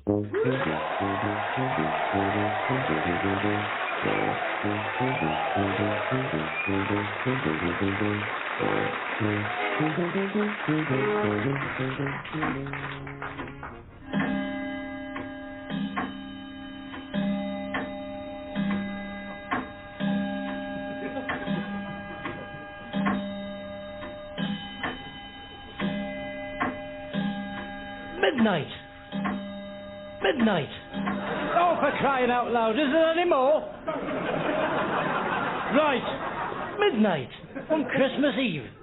I must have fallen asleep counting all my money. I can't remember where I got to. Oh, good, that means I can start all over again. 12 pennies is a shilling. 20 shillings is a pound. 14 pounds is a fortnight. And 2 fortnights is a leap year in new money. So, as that's to that... No, hang on. Where's my ready reckoner? I'm going to have to start again now. Oh, I am the ghost of Christmas past. I don't care what you're the ghost of. Those better not be my chains. I'm here to show you what will come to pass if you do not change your ways. Come with me and I will show you the folly of your existence, Ebenezer Scrooge. I'm not Ebenezer Scrooge. This is number 23, isn't it? No, it's not. This is 22. We're all even numbers on this side. Dear me, did it not occur to you to look into the A to Z before you left? It's what I do when I'm going somewhere I've not been before. Ooh, Ebenezer Scrooge. Oh, not another one. Listen, can I just stop you there, whoever you are? I am the ghost of Christmas presents. Oh, a Christmas present to me?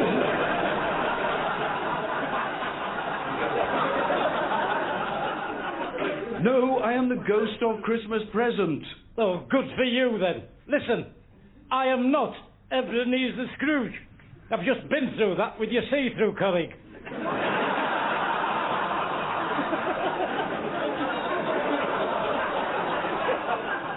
He's right. All the odd numbers are on the other side of the road. So if you don't mind, would you let yourself out through the same wall you let yourself into?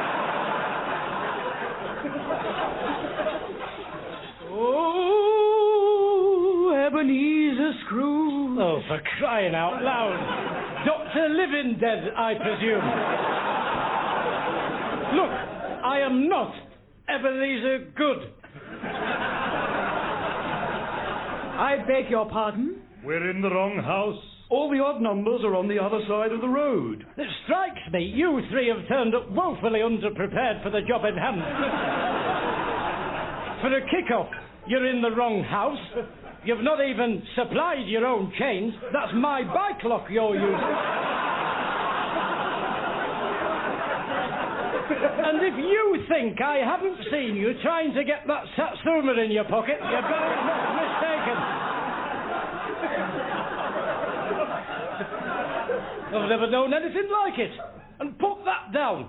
That's my eggnog, is that? Get your hands off it. Get your hands off my eggnog. Give it back to me now. It's my drink, is that? Give it back to me. Give it back to me. Give it back to me. Give it back to me. Stop it. Get off. Oh, I'll knock you sudden. Lock up. Not sharing that with the undead. Oh, for crying out loud. As if I haven't got enough to do today with everything I've got to do today. I heard you, for goodness sake. There's no need to go mad ringing me bell. What do you want? We wish you a Merry Christmas. We wish you a Merry Christmas. We wish you a Merry Christmas and a happy... Right. Thank you. Can I just stop you there? 2 things. 1, we wish you a Merry Christmas is a gross misrepresentation of what's going on here. Because if you hadn't noticed, there is only one of you. So that's something you might want to look at. And 2, which I'm coming to now, what does that say? Please press once only, out of respect for the battery. That's right, so perhaps you'll bear that in mind for future rings of Peepers Bell. Now then, despite your transgressions, I do have a little something for you. While I go and fetch it, let's have another little burst of that song you were singing, bearing in mind my notes to you. I wish you a Merry Christmas. I wish you a Merry Christmas. I wish you a Merry Christmas and a Happy New Year. Now that's much better, isn't it? And you're not telling lies now, are you? So, here you are. That's for you. Half a banana? That's right. There's a lot of goodness in a banana. There's a rich source of gymnasium. Potassium. You don't want rickets, do you? All the tennis players eat them.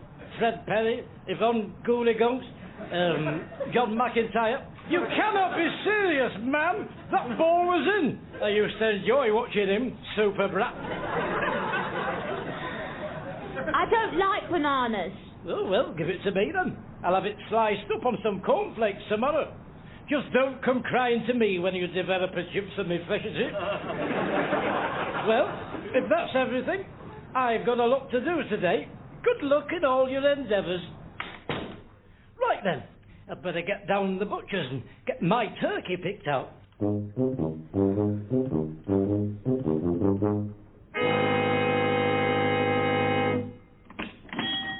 Morning, Arthur. Wilf, condiments as a seasoning to you. A very Merry Christmas to you as well, Arthur. Now, I've come in to have a look at the bird. I can't take it with me at the moment because I'm out for the rest of the afternoon. I'm doing my reading of the Nativity for the Cubs at 2 o'clock. I've just come in to preview it. Well, you can have your pick of any of that lot, Arthur. Oh, right, the pick of the brood. Well, let's have a look. Oh, not that one. I don't want that one. Why, what's wrong with it? Oh, it's got a right gomeless look on its face, hasn't it? Dear me. Look at that one. It's cross-eyed. One of its eyes follows you around the room, and the other one completely ignores you. I might as well not be here. Well, I hadn't noticed. It doesn't really matter, though, does it, what their faces look like? Yes, but you want it to have a little bit of something about it, well, don't you? You're paying Christmas prices for one. You want it to look as though it's at least in the top half of the class, don't you? Look at that one next to it. What does that say to you? Well, I don't know. Insolence, that's what. Barely concealed insolence. There's a turkey had a little bit of an altitude problem in a previous life, if you ask me. What a collection. I'm so surprised you put them in the window. Are these the lot, then? Well, they're all the ones I've got that size. I've got some bigger ones in the back. Well, you know, you might have to give me one of the bigger ones, Wilf, for the same price. Because it's not my fault they're all pulling funny faces, is it? Here, Sheila Barker's lad's an undertaker. You want to get him to come in and spruce any meat up you're selling that's got a head on it. Little bit of rouge and eyebrow pencil. Could send your sales through the ceiling. I'll be back for a big one before you shut. Ta-ta. The Cubs are so thrilled you could find the time to read them the story of the Nativity, Count Arthur. They do so look forward to it every year. Oh, not at all, Vicar. I was a boy myself once, Boy Scout. So I know how wonderful it is to have someone like me doing something like this for someone like them. Sometime like now. Oh, yes, I had all the badges, you know. Animal tracking, jobber bob, semaphore, tying knots, untying knots, cutting knots you couldn't untie. Ah, but what it is to be young. The best days of our life. Well, they're all waiting for you in the hall. Will you not be joining us, Vicar? No, I'm afraid I have to prepare the communion wine. Oh, that's very civil of you. Thank you very much, Vicar. And ordinarily, I don't touch the demon drink, but as it's Christmas, Vicar, you know, I perhaps think I will. I'm afraid you misunderstand. But I will just have the one. We don't want to turn it into a session, do we, Vicar? I mean, you've got even song, and you'll want a clear head for that. And I've got a show on tonight as well. You'll bring it in with you when you're ready then, will you? Thank you so much. Right, quieten down, please. Can I have your attention, please?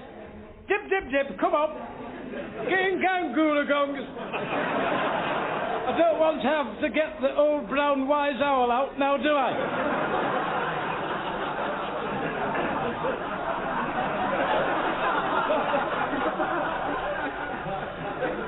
That's better. Now, Christmas. Please, sir. What? I'm getting a bike for Christmas. It's got 21 gears and front suspension. Very good. Good for you. Well done. Now, Christmas is a time of year. Please, sir. No, what now? What is it? I'm getting a PlayStation. Oh, for crying out loud. Nobody got bicycles and space stations in the Bible, did they? And I'll tell you why. Because they couldn't afford them. Eh? The people in the Bible would have considered themselves very lucky if Father Christmas had brought them a tangerine and Cluedo. Never mind the bicycle. Now, can I please get... Oh, what is it? What have you got your hand up for? I don't think they had bicycles in those times, sir. I think you'll find they did. Exodus, chapter 4, verse 7.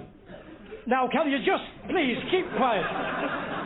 In fact, you can make yourself useful, troublemaker. Go and ask the vicar what's happened to my glass of communion wine. And if he hasn't poured it out yet, tell him I don't want that rubbish he had on Sunday. It was very tart, was that? Barely worth turning up for. Then they wonder why attendances are falling off. Serving up muck like that. So sit down and behave yourselves. And keep your hands in your pockets where I can see them. It was the night before Christmas, and all the children were in bed, excitedly waiting for Santa Claus to come down the drainpipe. Chimney pot. To come down the chimney pot. Suddenly, in the east, a big bright new star appeared in the sky. This bright new star had not gone unnoticed by the three blind men. Mice. The three wise mice. Blind mice. Wise mice. Listen. Three blind kings from Orient top. That's what I'm saying. The three blind mice. They decided to ride on, ship of the desert things. They're not llamas, but it's nearly that. So they rode off on their Lambrettas to find out what was at the end of the rainbow. They carried gifts in their saddlebags of Frankenstein's gold and a big bag of sweets. Pick and mix, if you must know.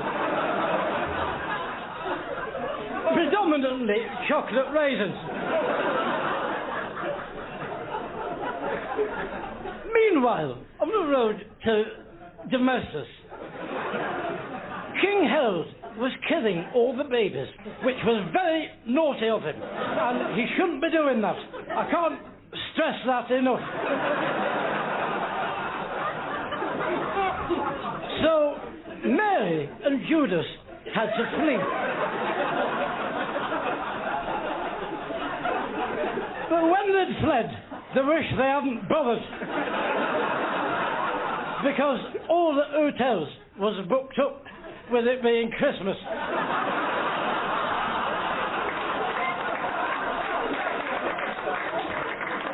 And I do know what that's like firsthand. So I do have some sympathy with Mary and Jonas.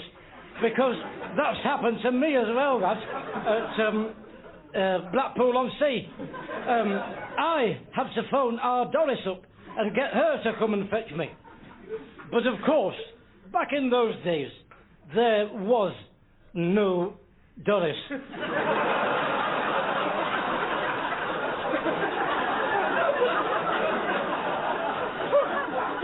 Anyway, they managed to find a pigsty and they all bunked in that, which I couldn't do. I do have my standards. Meanwhile, Adam and Eve were dead. So that was a shame. They couldn't have been there for the birth. Anyway, they missed it. They'll know for next time. And all that is where we get the hymn from. Go away in a manger. So after three. Away, come on.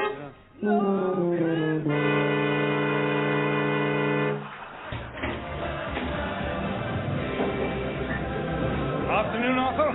Jack? That's a nice tree. You haven't got anywhere I can stick it until later, have you? Only I'm due to make an impersonate appearance at the Leafy Glade Fogies, or whatever they call it. Well, you can put it in the back if you want. Pick it up later. What can I get you? Well, Jack, if my throat were capable of independent thought, it would tell you it feels like it's just been cut. And if it could talk as well. Well, I mean, it can talk in a way, can't it? But only in conjunction with all the other bits. Larynx, mouth, tongue, brains, etc. Yeah, a pint then? Precisely. Are you keeping busy then? Oh, yes, you know, it's a very busy time of year for me, it's Christmas. I've just come from St. Aidan's. I've been doing my retelling of the negativity story for the Scouts. Oh, there you are. I have that on the house. Merry Christmas. Oh, that's very kind of you, Jack. I'll have a whiskey chaser and a packet of smoky bacon crisps as well, please, while you're in the chair. So, what are you doing at the old people's home? You're not moving in there, are you? No, I'm doing... Oh, that's very funny, that is, Jack. Yes, I'll have to remember that. I'm doing a bit of a routine for them. You know, some of the old comedy pizzazz I've still got. Bit of a treat for them for Christmas. Just 20 minutes or so. I'll keep it short because I don't want any of them to peg out while I'm performing. I've had that happen before. It does put a damper on things. What time are you doing that then? Let's have a look at my watch. Well, as it's Christmas, I'd say in about 3 pints, Jack.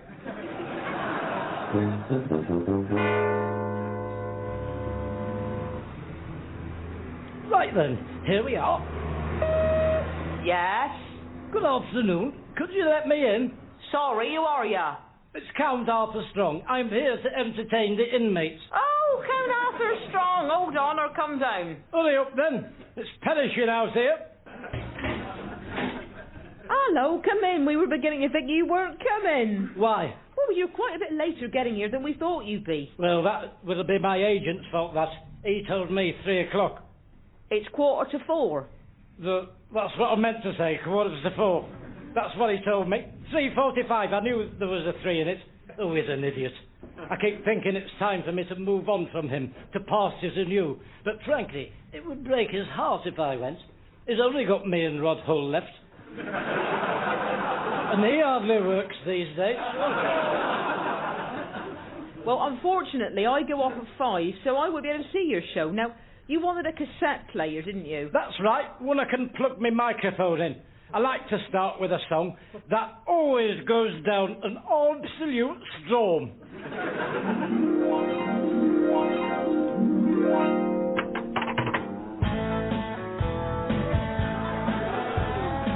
Ha-ha! That's right. It's party time. Come on. Don't break my heart, my achy, flaky heart. You just don't think you understand. Don't break my cart, my horsey cart. Don't just think you understand. Ha ha! Thank you. Thank you, everybody, for that wonderful welcome you done me. You really are a marvellous audience. I really do.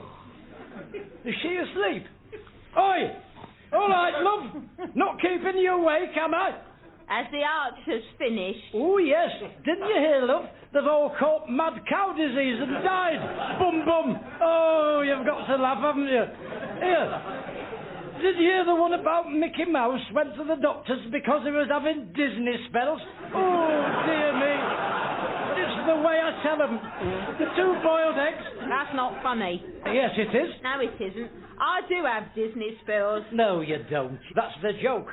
You have Disney spells. That's what you have. That's what I said. No, you didn't. You said Disney spells. Walt Disney. Why would I say that? It doesn't make any sense. It's not supposed to make sense, is it? That's the joke. Come on, love, keep up. You'll find it very hard to enjoy the next 10 minutes if you can't grasp the basic premise of what's going on here. Oh, no, I'm not stopping for this. Where do you think you're going? Bloody dozy. Ha-ha! I don't blame her. I'd be right behind her if I didn't have all this to do. Boom, boom. Oh, dear, you've got to laugh, haven't you? Right, for my next trick, I take a simple pack of cards. So, is that your card? No. Is that? No. Is that? No. Is it that one? No. Is it that one? No. Is it that one? No. Is it the right suit? No. Are you sure you can remember which one your card was? Oh, yes, I can definitely remember it, yes. It's that one, isn't it? No.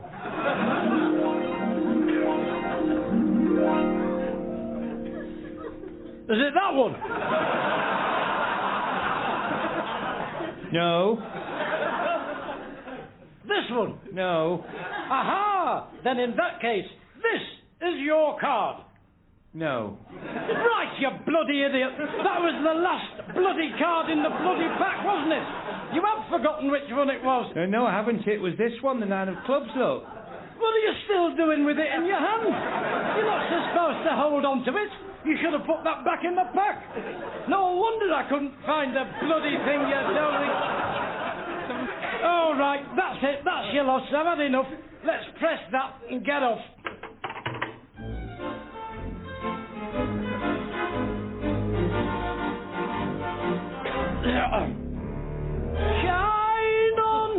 Shine on, harvest moon, up in the sky. Now you. Bloody bunch of idiots. Now just me. Shine on, harvest moon, up in the sky. Now all together. I ain't had no loving since February. Mark me good as July.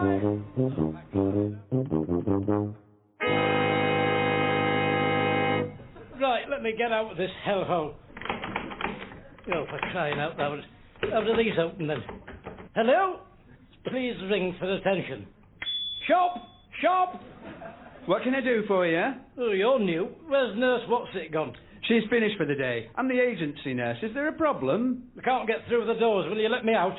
Oh, I can't do that. The doors are locked for the night. It's for your own safety. What are you talking about? The doors are locked for the night. I've got to get out. I've got a turkey to collect. Here, I'm not one of the bloody inmates, you know. Oh, aren't you? No, I bloody am not. Who are you then? I'm Count Arthur Strong, as if you didn't know. You're a count, are you? Oh, well, pleased to meet you. I'm Princess Leia off Star Wars. Listen, I've just been doing a show here. I've been entertaining the inmates. Here, look, she'll tell you. Ask her. Excuse me, love. What do you want? I'm going to the lavatory. Not as we speak, I hope. It won't take a minute. Has he been entertaining you? Oh, no, he hasn't. He's not been entertaining anyone at all. He's not right in the head, him, no. That's right. Rub salt into the knife you've stuck in me back and twisted. I was doing all right in there until you walked out. Why don't you just go back in the day room? Find yourself a newspaper to read. It'll be supper time soon. Oh, I've had enough of this. Are you going to open that door or not? Medication time. Now, come on. Get your hands off me. Now, if you don't settle down, I'm going to have to sedate you. I'd like to see you try it. Come on, then, eh? You don't frighten me. I've done... What is it? Where you hit him? Boxing? Oh, yes. You come near me and I'll knock your flipping block. Ow! Ow! Oh, what have you done? What have you suddenly done? Just a little jab. You'll feel a lot calmer in a minute. You've just got yourself into all kinds of bother, you have. Sticking that in my bottom. I wouldn't like to be in your shoes when my legal people finish with you. There'll be bluebirds over the white cliffs of Dover. Can you hear me, Mother? Tweet, tweet. Good afternoon, squadron leader. Top of the world. Absolutely wonderful. Pip, pip. Hello, Leafy Glade Retirement Home. Oh, hello. Count Arthur Strong? Yes. Oh.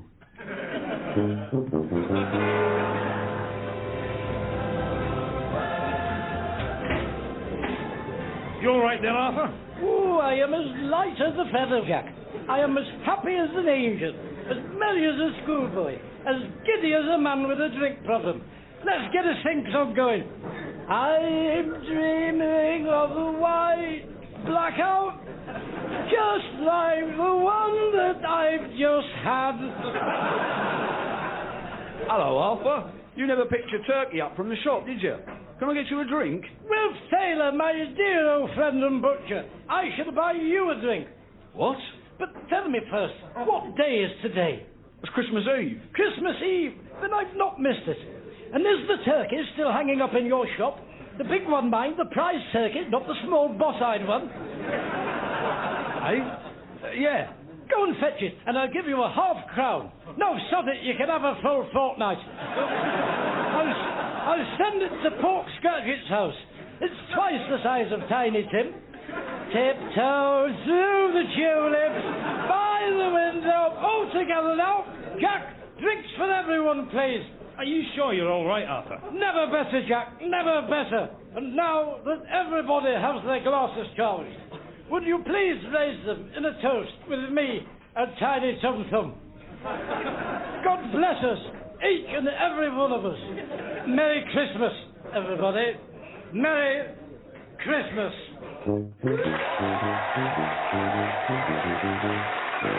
Appearing with Count Arthur Strong were Sue Perkins, Alistair Kerr and Dave Mountfield. The script was written by Steve Delaney and edited by Graham Duff. Count Arthur Strong's radio show was recorded live at Comedia Brighton, is produced by John Leonard and Mark Radcliffe, and is a joint Comedia Entertainment and Smooth Operations production.